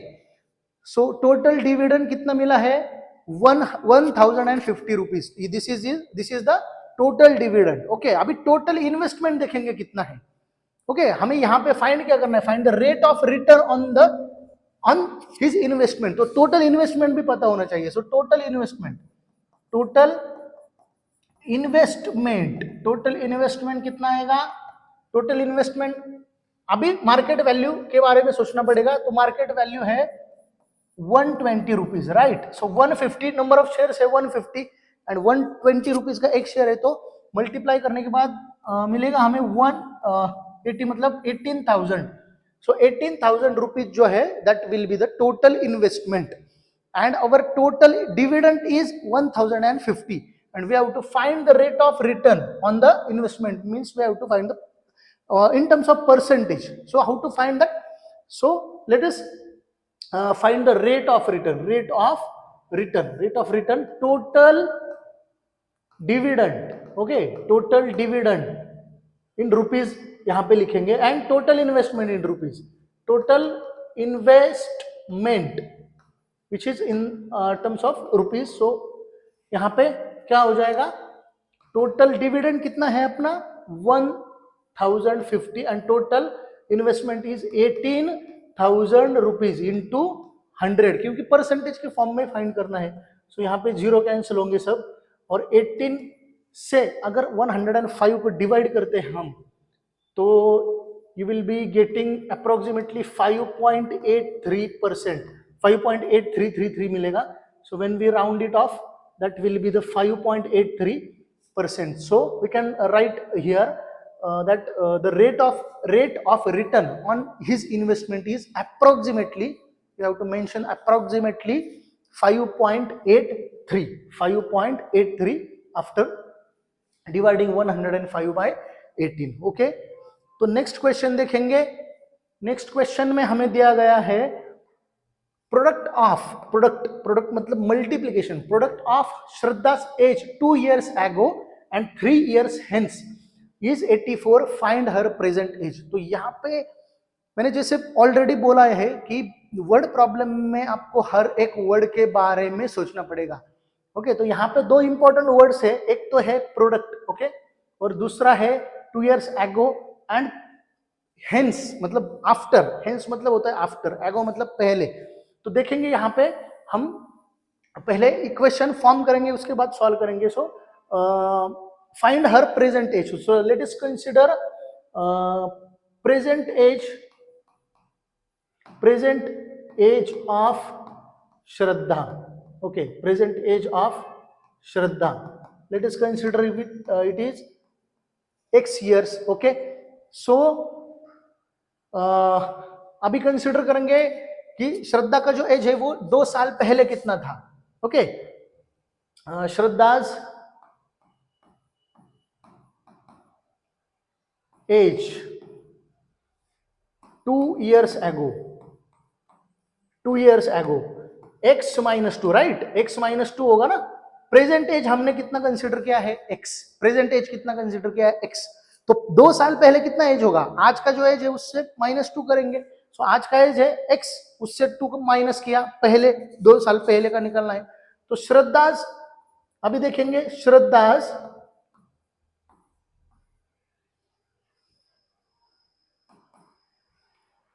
As 3 years hence, 3 years hence मतलब आफ्टर, आफ्टर 3 साल के बाद एज कितना होगा? आज का एज है x, 3 साल के बाद होगा 3, राइट, x+3। सो ये तो कंसिडरेशन सब करे, हमने यहाँ पे लिखे। अभी उन्होंने बोला है कि प्रोडक्ट करना है इसका, प्रोडक्ट, प्रोडक्ट मतलब multiplication. So you have to write here according to the question, according to question या according to the given condition भी लिख सकते हो आप, according to the question, product of this two. So right, we can write x - 2 into x+3 is equal to 84। तो इनका product कितना है? 84। So we got the equation। okay, so let us simplify this equation। so x into x will be x square plus 3x minus 2x minus 6 is equal to 84। so we can solve it, or we can simplify it further। so x square plus 3x minus 2x minus 6 minus 84 is equal to 0। ये 84 left hand side में जाके negative हो जाएगा।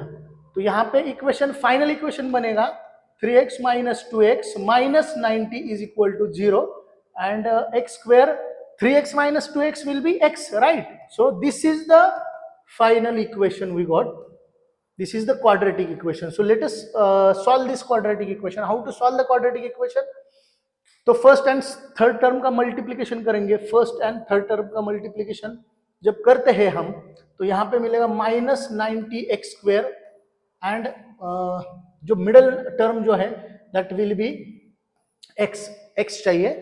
तो -90x² multiplication आना चाहिए। ऐसे दो नंबर्स चेक करते हैं, 10 × 9 सो 90 आएगा। अगर मैंने 10x × -9x लिखा तो -90x² आ जाएगा। यही नंबर्स हमें यहाँ पे भी लिखने हैं। 10x - 9x will be positive x। Okay, 10x - 9x positive x आएगा। So we got this two numbers. So let us simplify this equation.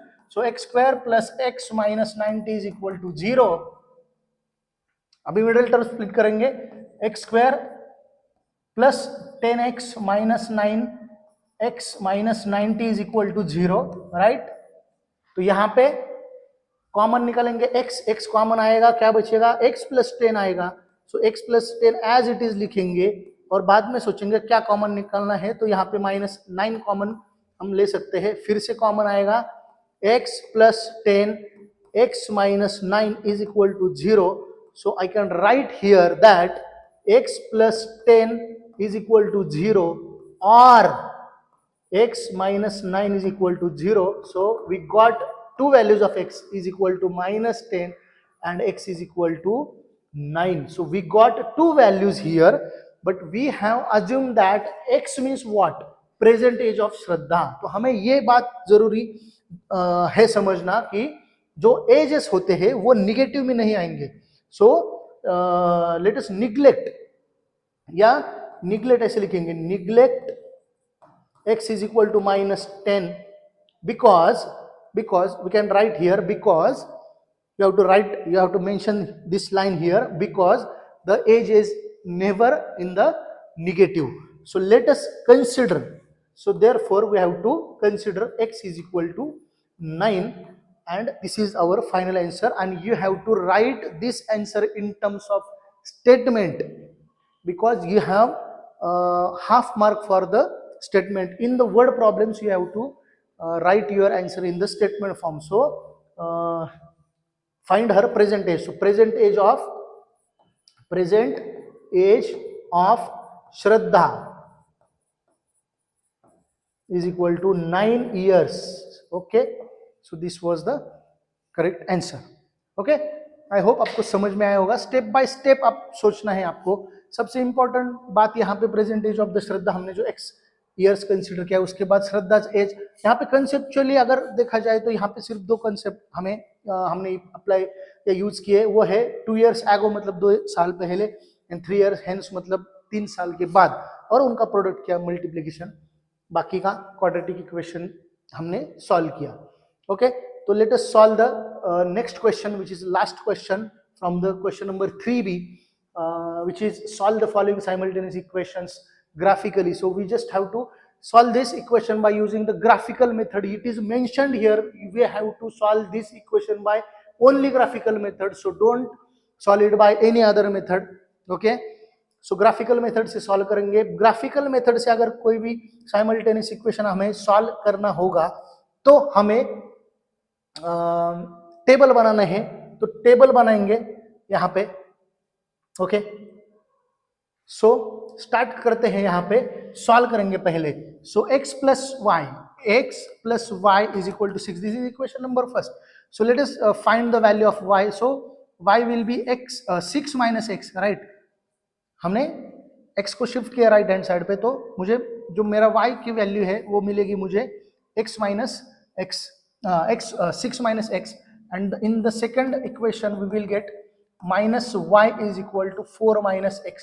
So when we simplify this we will getting here y is equal to x minus 4. Okay, so I got the two equations of the y because I want to find the values of x and values of the y. So let us prepare the table. So table बनाएंगे. So x and y के values यहाँ पे हमें mention करने हैं. तो देखो 2 या 3 values कर सकते हैं हम. तो मैं क्या करता हूं, अभी x की वैल्यू पहले 0 लेता हूं. अगर मैंने x की वैल्यू 0 पुट की यहाँ पे तो क्या आएगा, देखो y is equal to 6 minus x. तो x की वैल्यू अगर 0 लेता हूं, सो x की वैल्यू अगर मैंने 0 ली तो y इज इक्वल टू 6 आएगा, राइट. x अगर मैं 0 लेता हूं, देखो यहाँ पे x इज इक्वल टू 0, इस इक्वेशन में 0 पुट करता हूं. So y is equal to 6 minus 0 and we are getting y is equal to 6. Okay, so we got two first value 0 एंड 6. सेकंड वैल्यू लेते हैं 6, x की वैल्यू 6, रिवर्स करते हैं. ओके, वो इजी हो जाएगा. x इज इक्वल टू 6 अगर लेता हूं मैं, so y is equal to 6 minus 6 minus कितना आएगा 6. So y is equal to 0 मिला हमें. देखो यहाँ पे अगर मैं x को 6 लेता हूं तो y 0 मिलेगा. और एक वैल्यू ले सकते हो आप, मैं यहाँ पे 2 ही वैल्यू लूंगा. ओके, तो ये हो गया इक्वेशन नंबर 1 का टेबल. इक्वेशन नंबर 1 का टेबल हुआ, तो हम ये जो टेबल है इसे मार्क करके लेंगे, वैल्यूज मार्क करते हैं यहाँ पे. तो देखो यहाँ पे x की वैल्यू कितनी है 0, ठीक है, ये कोऑर्डिनेट है. यहाँ पे लेंगे 1 2 3 4 एंड 5. So 1 2 3 4 and 5, 2 3 4 and 5. तो वहां पे 6 वैल्यू आई है, थोड़ा एडजस्ट करेंगे हम.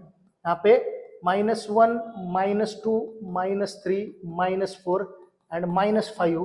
Here also -1 -2 -3 -4 and -5.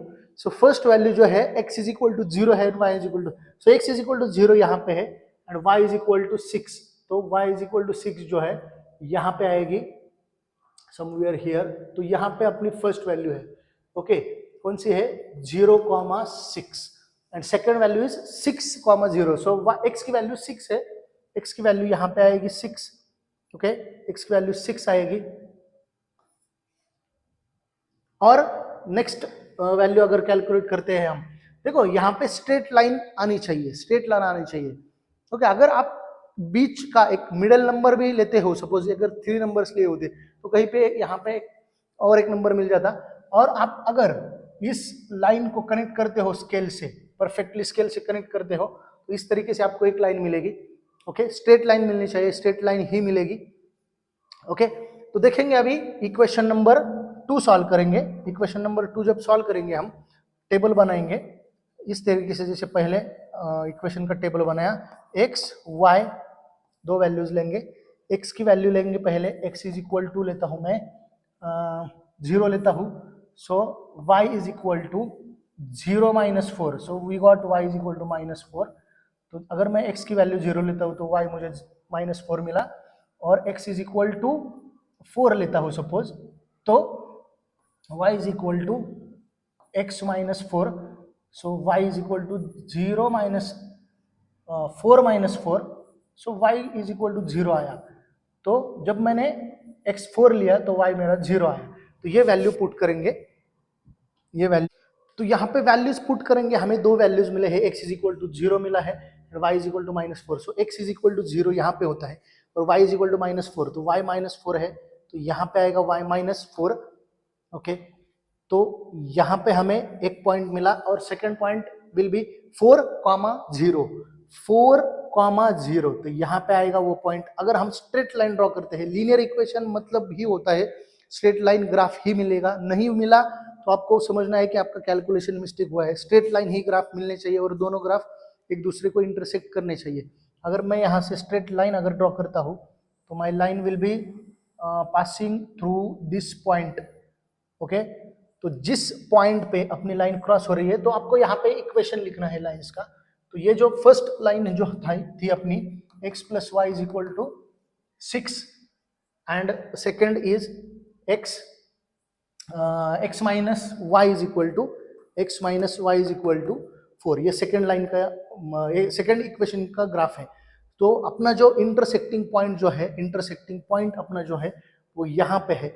Intersecting point यहाँ इंटरसेक्ट कहाँ पे हो रहा है, देखो इंटरसेक्ट कहाँ पे हो रहा है, तो x एक्सिस पे 5 पे, x axis on the x axis it intersect at 5 and on the y axis it intersect at the 1, so it means that value of x is 5 comma value of y is 1, so we got our answer।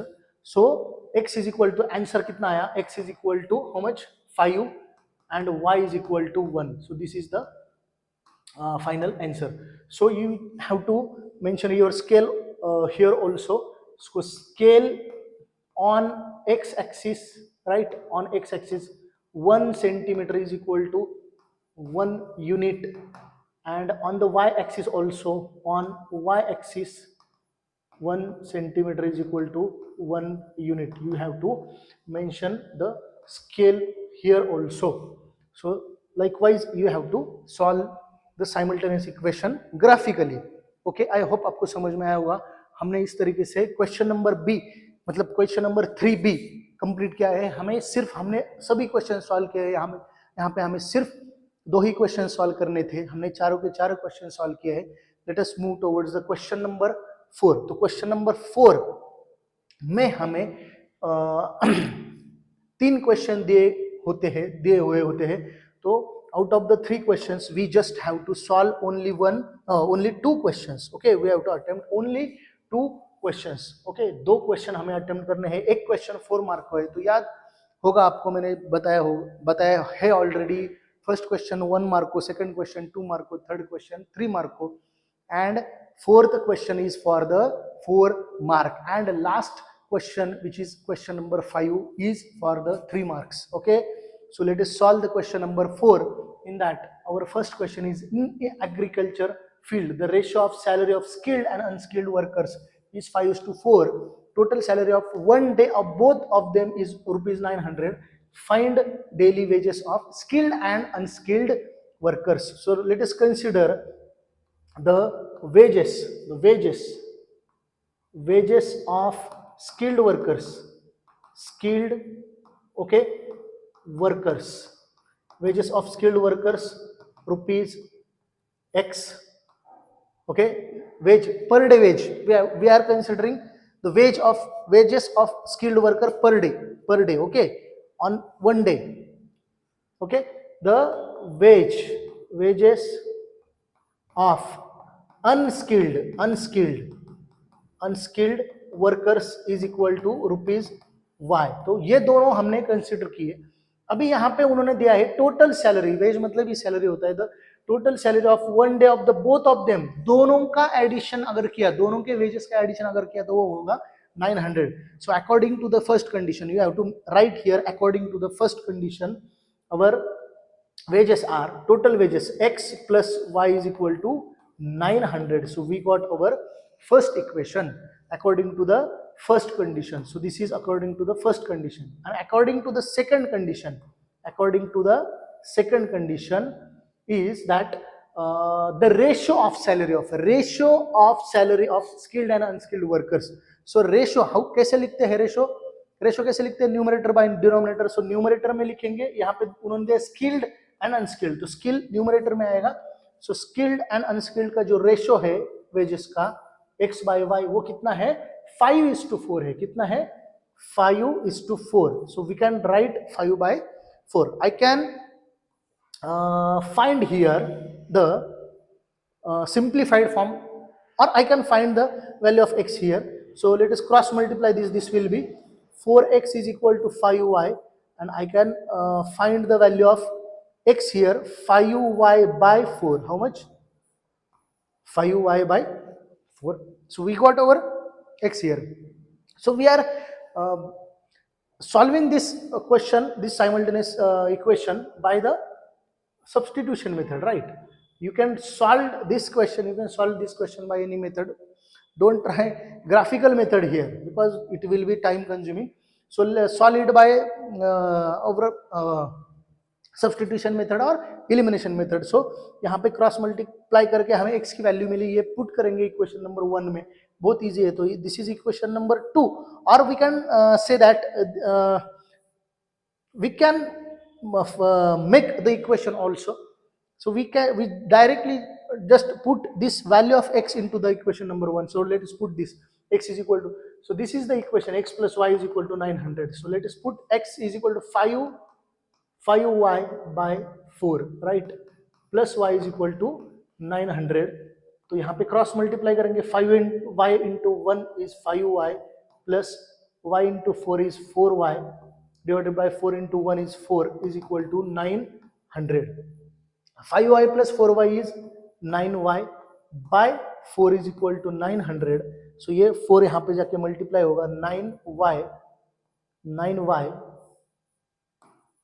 9y is equal to 900 into 4. So 9y is equal to 3600. So we can write 3600 by 9. So 9 ones are 9. So we got 400. So the value of y is 400. So we got the value of y here. So by using the value of x here, x is equal to 5y by 4. So let us find the x also. So x is equal to how much? 5y by 4. So x is equal to 5 into y की value 400 है ना, y की value 400 है यहाँ पे. तो by 4, 4 1 is 4, 400. So x is equal to 5 into 100 is 500. So we got both the values here. X is equal to 500 and y is equal to 400. So I can write, you have to write the answer in statement form. So the answer is the wages of skilled worker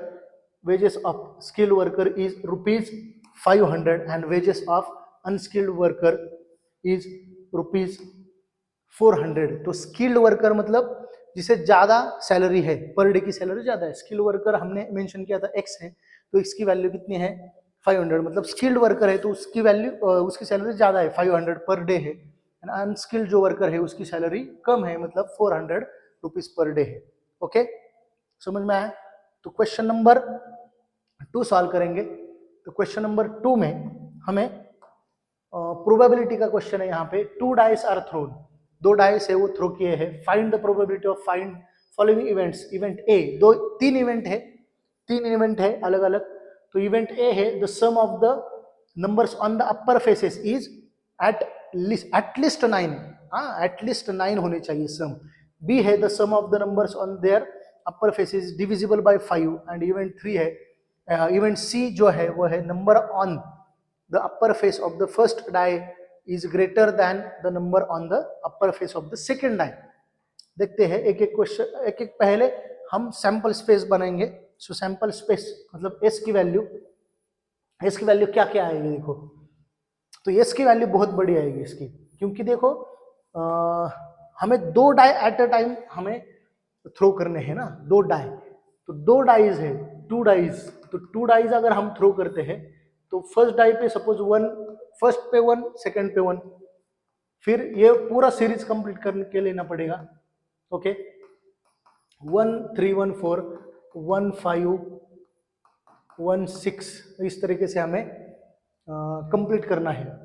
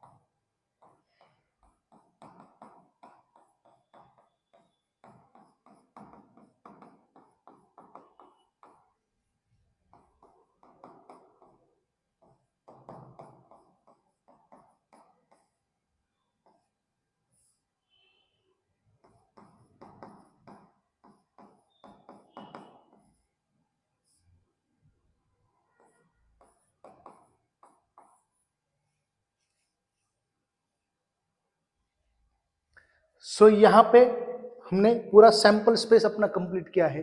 so this is sample space. पूरा sample space हमें curly bracket में लिखना है. S is equal to curly bracket में ये अपना total sample space है. तो n of sample space, n of S कितना आएगा अपना, एन ऑफ एस 36 नंबर आएंगे. ये टोटल आउटकम्स कितने आएंगे, 36, राइट. सो 36 आउटकम्स है अपने टोटल. अभी event A, so this is sample space.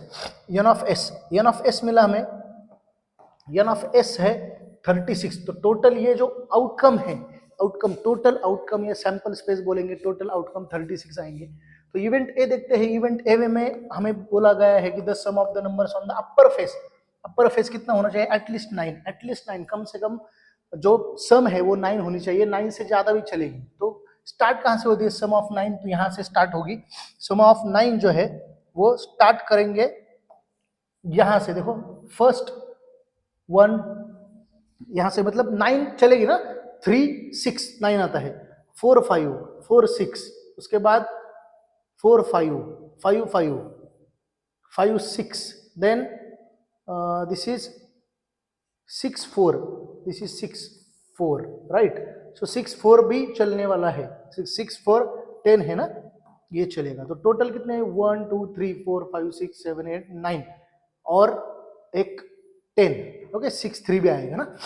तो यहाँ पे टोटल कितना है, सो एन ऑफ ए. तो इवेंट ए का सैंपल स्पेस क्या आएगा, इवेंट ए का सैंपल स्पेस, तो ये पूरा लिखना है हमें. 3 6, देन 4 5, आफ्टर दैट 4 5 के बाद 4 6, राइट. 4 6 के बाद 5 5 4, then 5 5, right. 5 5, then 5 6, right. 5 5 6, after that 6 3 6 4 6 5 and 6 6. तो ये टोटल जो है वो कितने हैं, टोटल 1 2 3 4 5 10 है. सो यहां पे n of a will be 10. n of a कितना है, 10. तो प्रोबेबिलिटी फाइंड करेंगे. Probability of event A is equal to, formula क्या आएगा, n of a by n of s. So n of a is 10 and n of s is 36. So simplify अगर किया इसे 10 bye 36, तो 2 से सिंप्लीफाई करेंगे, 2 5 जा 2 18 जा. So we can write the probability of event A is 5 by 18. So we got the first answer. Probability of event A, the sum of the numbers on the upper faces is at least 9. So we got this answer 5 by 18. So let us find the second event B, the sum of the numbers on the upper face. Upper face पे जो sum है numbers की, sum of the numbers on the upper face is divisible by 5. तो sum जो है ना वो 5 से डिवाइड होनी चाहिए. सम जो है वो 5 से डिवाइड होनी चाहिए. ऐसे नंबर्स हमें अभी ढूंढने हैं. सम 5 से डिवाइड होनी चाहिए, ठीक है. तो सम 5 से डिवाइड होनी चाहिए, मतलब सम एक तो 5 चाहिए, नहीं तो 10 चाहिए, नहीं तो 15 चाहिए. देखो सम कितने चाहिए, एक तो 5 चाहिए, एक तो डिविजिबल बाय सम मतलब एडिशन कितनी चाहिए, 5. एक तो 5 चाहिए, नहीं तो 10 चाहिए, नहीं तो 15 चाहिए. तो तीनों मतलब एडिशन. तो एडिशन 5 ये है. ओके, एडिशन 5 हो गया. उसके बाद एडिशन 5, आफ्टर दैट एडिशन 5 या 10 होनी चाहिए. एडिशन 5 या 10. तो यहाँ पे भी है 5. देखो 5 10, यहाँ पे 10 हो रही है एडिशन. उसके बाद 5 एंड 10, तो यहाँ पे भी 10 हो रही है. 15 तो नहीं हो सकती ना, 15 तो नहीं हो सकती. तो 5 या 10 दोनों में से एक खत्म हुआ है ना. 1 2 3 4 5 6 आया. और है क्या, और एक है 5 से डिविजिबल, मतलब 5 एंड 10 एडिशन आना चाहिए. 4 6 4 भी चलेगा, 6 4 भी चलेगा. देखो 6 4 भी चलेगा. तो टोटल कितने हो गए, 1 2 3 4 5 6 7. ओके, और है एडिशन 10, एडिशन 5 का 1 2 3, 1 4 4 1 2 3 3 2, और 10 एडिशन 4 6 6 5 5 5 6 4 5 5, सो 10 ये आया। तो टोटल कितना है आंसर? तो n of a, n of a जो है अपना, एन ऑफ बी बोलेंगे अभी, n of b, n of b, event b, event b का एस जो है वो क्या आएगा, वो सब लिखना है 1,4, then 2,3, then 3,2, 4,1, after that this 4,6, 6,4, right, and 5,5. So we got 1 2 3 4 5 6 7. So our n of b is equal to 7. So probability of event b is equal to n of b by n of s. So n of b कितना है अपना, n of b, n of b है 7 by 36. So this is the answer.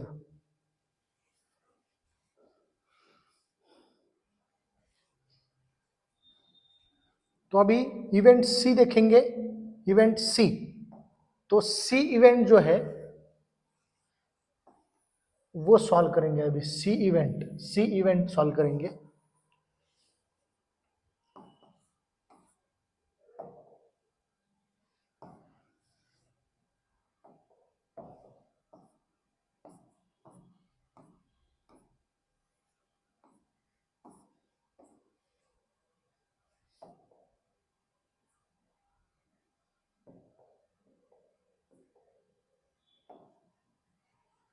तो event सी देखेंगे, event C में, event C is the number on the upper face of the first die. दो die है ना, एक फर्स्ट डाई का जो है, जो अपर फेस है, द नंबर है वो सेकेंड डाई से बड़ा होना चाहिए। Okay, the number on the upper face of the first die is greater होना चाहिए देन द सेकेंड। तो देखेंगे कितने नंबर है, बहुत नंबर होंगे अभी।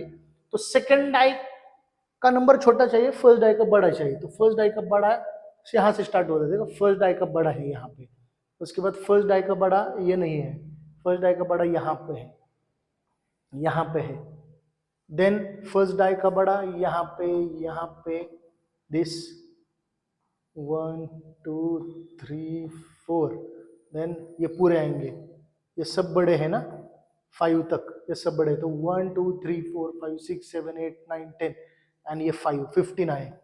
तो ये n of event we can write here event c का सैंपल स्पेस लिखेंगे। तो ये पूरे 15 नंबर्स पूरे लिखने पड़ेंगे आपको। 2,1 right, 3,1, then 3,2, 4,1, then 4,2, 4,3, okay, 5,1, 5,2, 5,1, 5,2, 5,3, 5,4 and 5,4 तक लिख सकते हैं। देन 6,1, 6,1, 6,2, 6,3, 6,4, 6,5,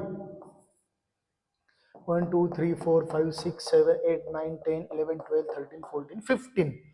तो n of c is equal to 15। Probability कैसे फाइंड करेंगे अभी? प्रोबेबिलिटी का फॉर्मूला क्या आएगा?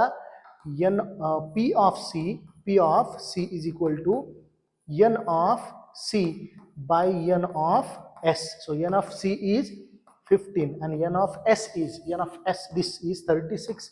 so simplify करेंगे, 3 5s are 3 12s are, so we got the answer, final answer is 5/12। so हमें आंसर्स मिले हैं, तीनों भी आंसर्स हमने मिले हैं। तो बहुत इजी क्वेश्चन था।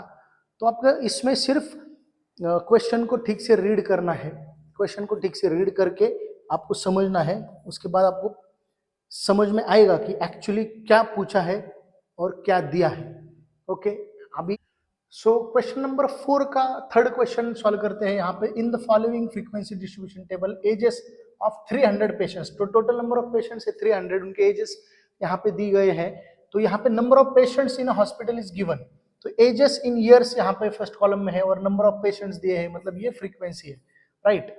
तो हमें मीडियन फाइंड करना है, तो मीडियन का फॉर्मूला हमें पता है, मीडियन का फॉर्मूला, तो मीडियन का जो फॉर्मूला है that is L plus, right, L plus n/2 minus CF, right, CF by F, and we have to multiply it with the H. Okay, so let us find the value of CF first, or we have to find the column of the CF, right. So CF का column पहले find करना पड़ेगा, उसके बाद ही हम इसे solve कर सकते हैं। तो ओके, तो CF कैसे फाइंड करते हैं, तो 60 एज इट इज लिखेंगे यहाँ पे। सो 60 plus 42 will be 102, right, 102 plus 55 157, 157 plus 70 is 227, 227 plus 53 will be 280, and final value will be 280 plus 20, we got 300 here. So we have number of patients is 300, right. So we got 300 here. Now we have to finalize the values. Okay, we required values. So lower limit मतलब अभी यहाँ पे n/2 find करना पड़ेगा पहले हमें। So n/2, n is 300, right. So 300/2 कितना होता है, 150। तो ये जो 150 है, अभी कंपेयर करेंगे इसके साथ क्यूमुलेटिव फ्रीक्वेंसी के, तो ये क्लोज किसके है, 157 से क्लोज है। तो we can decide that this is the median class, right, median class, this is the median class. Now this will be the our frequency, 55 will be the frequency, and cumulative frequency क्या होती है, before the frequency, तो ये जो है this is our cumulative frequency. So values put करेंगे formula में सिर्फ, तो L is equal to 30, right, 30 plus क्या आएगा, n/2 ऑलरेडी है यहाँ पे, 150 minus 102 divided by F is 55, so 55 into height, मतलब डिफरेंस बिटवीन द टू या क्लास मार्क के बीच का जो डिफरेंस है विच इज 10, राइट। सो यहाँ पे फाइंड आउट करेंगे, अभी सिंप्लीफाई करेंगे, 150 minus 102 which is 48 by 55 into 10। अगर इसे सिंप्लीफाई किया जाता है further, so we will be getting here 5 11 जा 5 2 जा, ओके, सो 30 प्लस 96/11, सो 96/11 आएगा, ओके। तो ये पॉइंट में आंसर आ जाएगा, 11 8 जा 88, राइट। तो यहाँ पे 6 आया, यहाँ पे 8 आया, 8.011 7 जा 77, right. So we will be getting here 2 and 22, so then 8, यहाँ पे स्टॉप करेंगे, तो यहाँ पे 80 अगर आता है तो 7 आएगा, या राउंड ऑफ करेंगे हम इसे, इस वैल्यू का अगर राउंड ऑफ किया हमने 8.27 को राउंड ऑफ अगर करते हैं तो we will be getting here 30 plus 8.73, so the final answer will be 38.73. So our median, we got the median is 38.73. So the question was find the median age of the patient. So we have to write it in the statement form, like the median age of the patients are the median age of the patient is 38.73 years. Okay, so this is the correct answer. So we have completed the question number 4 here. Now let us solve the next question, which is for the 3 marks. Okay, in this question we will we have to solve only one question. Okay, हमें सिर्फ एक ही question यहाँ पे solve करना है, सिर्फ एक ही solve करना है, लेकिन यहाँ पे हमें 2 क्वेश्चंस दिए होते हैं, तो हम दोनों भी सॉल्व करेंगे। तो यहाँ पे देखो क्वेश्चन नंबर 1 में है 3 conditions are given below, write the quadratic equation for each of them satisfy that condition. So first condition is given if discriminant delta discriminant is equal to 0. तो discriminant हमें पता है, discriminant मतलब क्या होता है, b square minus 4ac, ये value 0 होनी चाहिए, ऐसा हमें क्वाड्रेटिक इक्वेशन फाइंड करना है। देन सेकंड में हमें फाइंड करना है कि जो डेल्टा है डिस्क्रिमिनेंट है वो ग्रेटर देन 0 हो, एंड लास्ट हमें क्वाड्रेटिक इक्वेशन फाइंड करना है जिसका डेल्टा जो है वो निगेटिव हो या 0 से कम हो। ओके, तो एक रैंडमली वैल्यू लेते हैं हम बी स्क्वायर माइनस 4ac। अगर मैं रैंडमली यहाँ पे चूज करता हूँ value B square minus 4ac की वैल्यू, सपोज मैं यहाँ पे b की वैल्यू 4 लेता हूँ। ओके, सो 4 स्क्वायर इंटू 4 इंटू 1 इंटू 4, तो ये अगर मैं वैल्यूज चूज करता हूं यहाँ पे तो क्या होगा, ये तो ये क्या आएगा 16 माइनस 16, तो कितना मिला हमें 0 मिला, 0, तो 0 मिला है, delta is equal to 0। Okay, delta is equal to 0, तो ये 0 अगर मिल रहा है यहाँ पे तो डिस्क्रिमिनेंट फर्स्ट जो वैल्यू है अपनी वो हमने फाइंड की है, लेकिन हमें क्वाड्रेटिक इक्वेशन फाइंड करने हैं तो ये क्वाड्रेटिक इक्वेशन के फॉर्म में हम फाइंड करेंगे। तो ये क्या होगा, देखो बी स्क्वायर मतलब 4 है अपना, तो x square plus 4x plus 4, सी की वैल्यू हमने यहाँ पे देखो सी ए की वैल्यू 1 है, राइट, ए की वैल्यू 1 है और बी की वैल्यू 4 है और सी की वैल्यू 4 है। सो ये अपना क्वाड्रेटिक इक्वेशन बन गया। So this is first required quadratic equation which is this, if discriminant is delta is equal to 0, discriminant 0 है, इस केस में डिस्क्रिमिनेंट 0 आएगा। सो ये ए है। उसके बाद बी मतलब डेल्टा जो है वो ग्रेटर देन 0 चाहिए, डेल्टा ग्रेटर देन 0 चाहिए, मतलब ये जो वैल्यू है वो 0 से बड़ी होनी चाहिए, मतलब पॉजिटिव होनी चाहिए।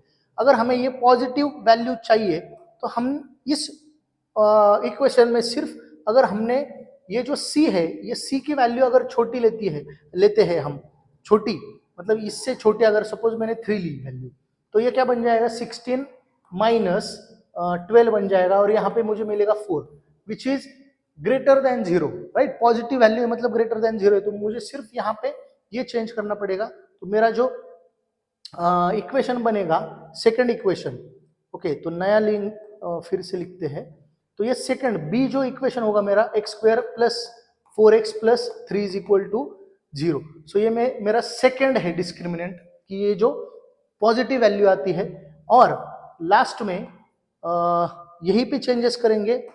अगर मुझे यहाँ पे डेल्टा जो लेस देन 0 चाहिए, मतलब यहाँ पे मुझे निगेटिव नंबर चाहिए, अगर निगेटिव नंबर मुझे चाहिए तो मैं इस वैल्यू को चेंज करूंगा, बी की वैल्यू को अगर मैंने चेंज किया है, छोटा लिखा, सपोज मैंने ये 2 लिखा, 2 square is equal to 2 square is 4 minus 12, so we got here minus 8। Okay, तो ये छोटी वैल्यू आ गई, डेल्टा इज लेस देन 0 मतलब निगेटिव वैल्यू है, तो यहाँ पे हमने चेंज क्या किया, यहाँ पे 2 लिया b, सो ये x square plus 2x plus 3 is equal to 0।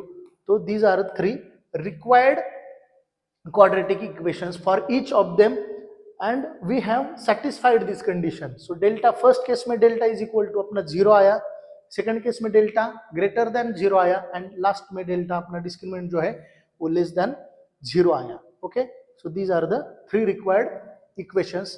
Now let us solve the last question. करेंगे क्वेश्चन पेपर जुलाई 2025 का लास्ट क्वेश्चन, क्वेश्चन नंबर 5 का second. In the first term of an AP इज P, first term हमें पता है, first term है लिखते हैं हम T1 या A लिखते हैं, फर्स्ट टर्म को उन्होंने बोला है कि P कंसीडर करो। सेकेंड टर्म जो है T2 उसे हमें कंसीडर करना है Q, सेकेंड टर्म को Q कंसीडर करेंगे, एंड लास्ट टर्म जो है AN या TN को कंसीडर करेंगे R। ओके, हमें D की भी जरूरत पड़ेगी, तो D पता है हमें क्या होता है, T2 माइनस T1 होता है D। तो according to this new given conditions, so हम T2 माइनस T1 करेंगे, so T2 is Q minus T1 is P, right, Q minus P। So ये रिक्वायर्ड वैल्यूज आए, हमें फाइंड करना है sum of all terms, so SN find करना है। तो SN का फॉर्मूला कंडीशन के अकॉर्डिंगली क्या होगा, तो SN का फॉर्मूला n/2, और हमें सिर्फ फर्स्ट एंड लास्ट टर्म के बारे में इंफॉर्मेशन दी गई है। So first term plus last term, तो ये फॉर्मूला हम यूज करेंगे। इससे पहले हमें n की वैल्यू फाइंड करनी पड़ेगी, तो n की वैल्यू फाइंड करने के लिए हम an का फॉर्मूला यूज करेंगे जो है n-1 इंटू डी। तो ये जो न्यू वैल्यूज जो क्वेश्चन में दी गए हैं वो हम पुट करेंगे। सो an को बोला है R कंसिडर करना है, A को कंसिडर करना है हमें P, right please, plus n-1, d को हमें कंसिडर करना है, d को q माइनस p, सो q माइनस p, ये d की वैल्यू है। अभी इसे रीअरेंज करेंगे, ये r यहाँ पे p पॉजिटिव है, लेफ्ट हैंड साइड में जाके निगेटिव हो जाएगा, is equal to n-1 as it is रखेंगे, और ये जो q माइनस p है वो लेफ्ट हैंड साइड में जाके डिवाइड होगा, that will B q minus p।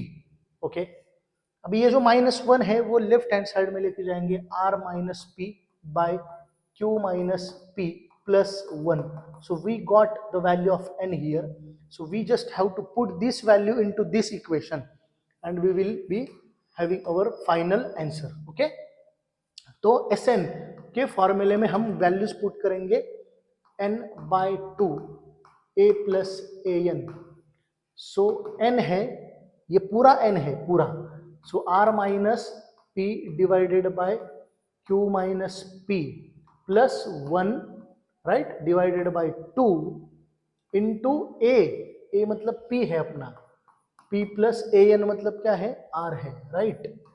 तो इसे सिंप्लीफाई करेंगे, अभी क्रॉस मल्टीप्लाई करना पड़ेगा, so r minus p into 1 as it is रहेगा, plus 1 into this q minus p divided by q minus p, और ये जो 2 है ऊपर जाएगा यहाँ पे डिनोमिनेटर में, सो ये मल्टीप्लाई हो जाएगा यहाँ पे, और यहाँ पे हमें मिलेगा p plus r as it is लिखेंगे।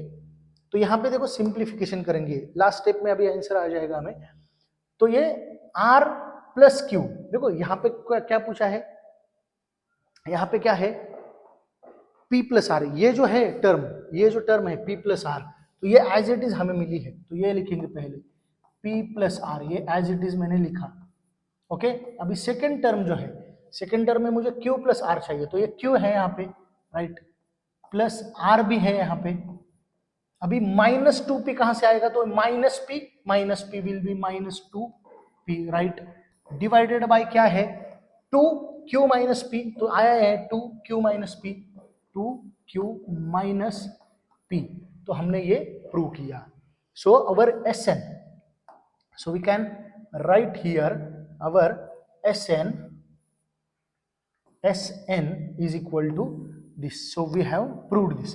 तो ये क्वेश्चन हमने किस तरीके से सॉल्व किया, हमें कुछ देखो, पूरे अरिथमेटिक प्रोग्रेशन ये चैप्टर में हमें सिर्फ 2 फॉर्मूले मिलते हैं, एक ये वाला फॉर्मूला और ये Sn वाला फॉर्मूला, जो थोड़ा सा अलग इसमें हमने यूज किया क्योंकि हमें फर्स्ट एंड लास्ट टर्म पता थी, तो ये फर्स्ट एंड लास्ट टर्म का फॉर्मूला Sn का ये हमने यूज किया, और an के फॉर्मूले से हमने n फाइंड किया, और ये n की वैल्यू इस इक्वेशन में पुट की, और हमें रिक्वायर्ड जो हमें शो करना था वो यहाँ पे हमें मिला है। तो आई होप आपको समझ में आया होगा। पूरा क्वेश्चन पेपर हमने जुलाई 2025 का सॉल्व किया है। ये मैथमेटिक्स 1 का पेपर था, ऐसे ही हम मैथमेटिक्स 2 का भी पेपर सॉल्व करेंगे। अगर आपको वीडियो पसंद आते हैं तो आपको वीडियो को लाइक करना है, आपके फ्रेंड्स के साथ शेयर करना है, क्योंकि अभी एग्जाम बहुत ही नज़दीक है, अराउंड 30-35 डेज एग्जाम के लिए बचे हैं। तो आप रिवीजन अगर करोगे तो मेरा टारगेट है कि 5 क्वेश्चन पेपर एटलीस्ट मैथमेटिक्स 1 के 5 क्वेश्चन पेपर मैथमेटिक्स 2 के सॉल्व करें। तो देखेंगे अगर आपका साथ मिलता है, अगर आप चैनल को सब्सक्राइब करते हो, आपके फ्रेंड्स के साथ शेयर करते हो, वीडियोस को लाइक करते हो, तो ज़्यादा से ज़्यादा question paper, previous year question paper में सॉल्व करने की कोशिश करूँगा। Thank you.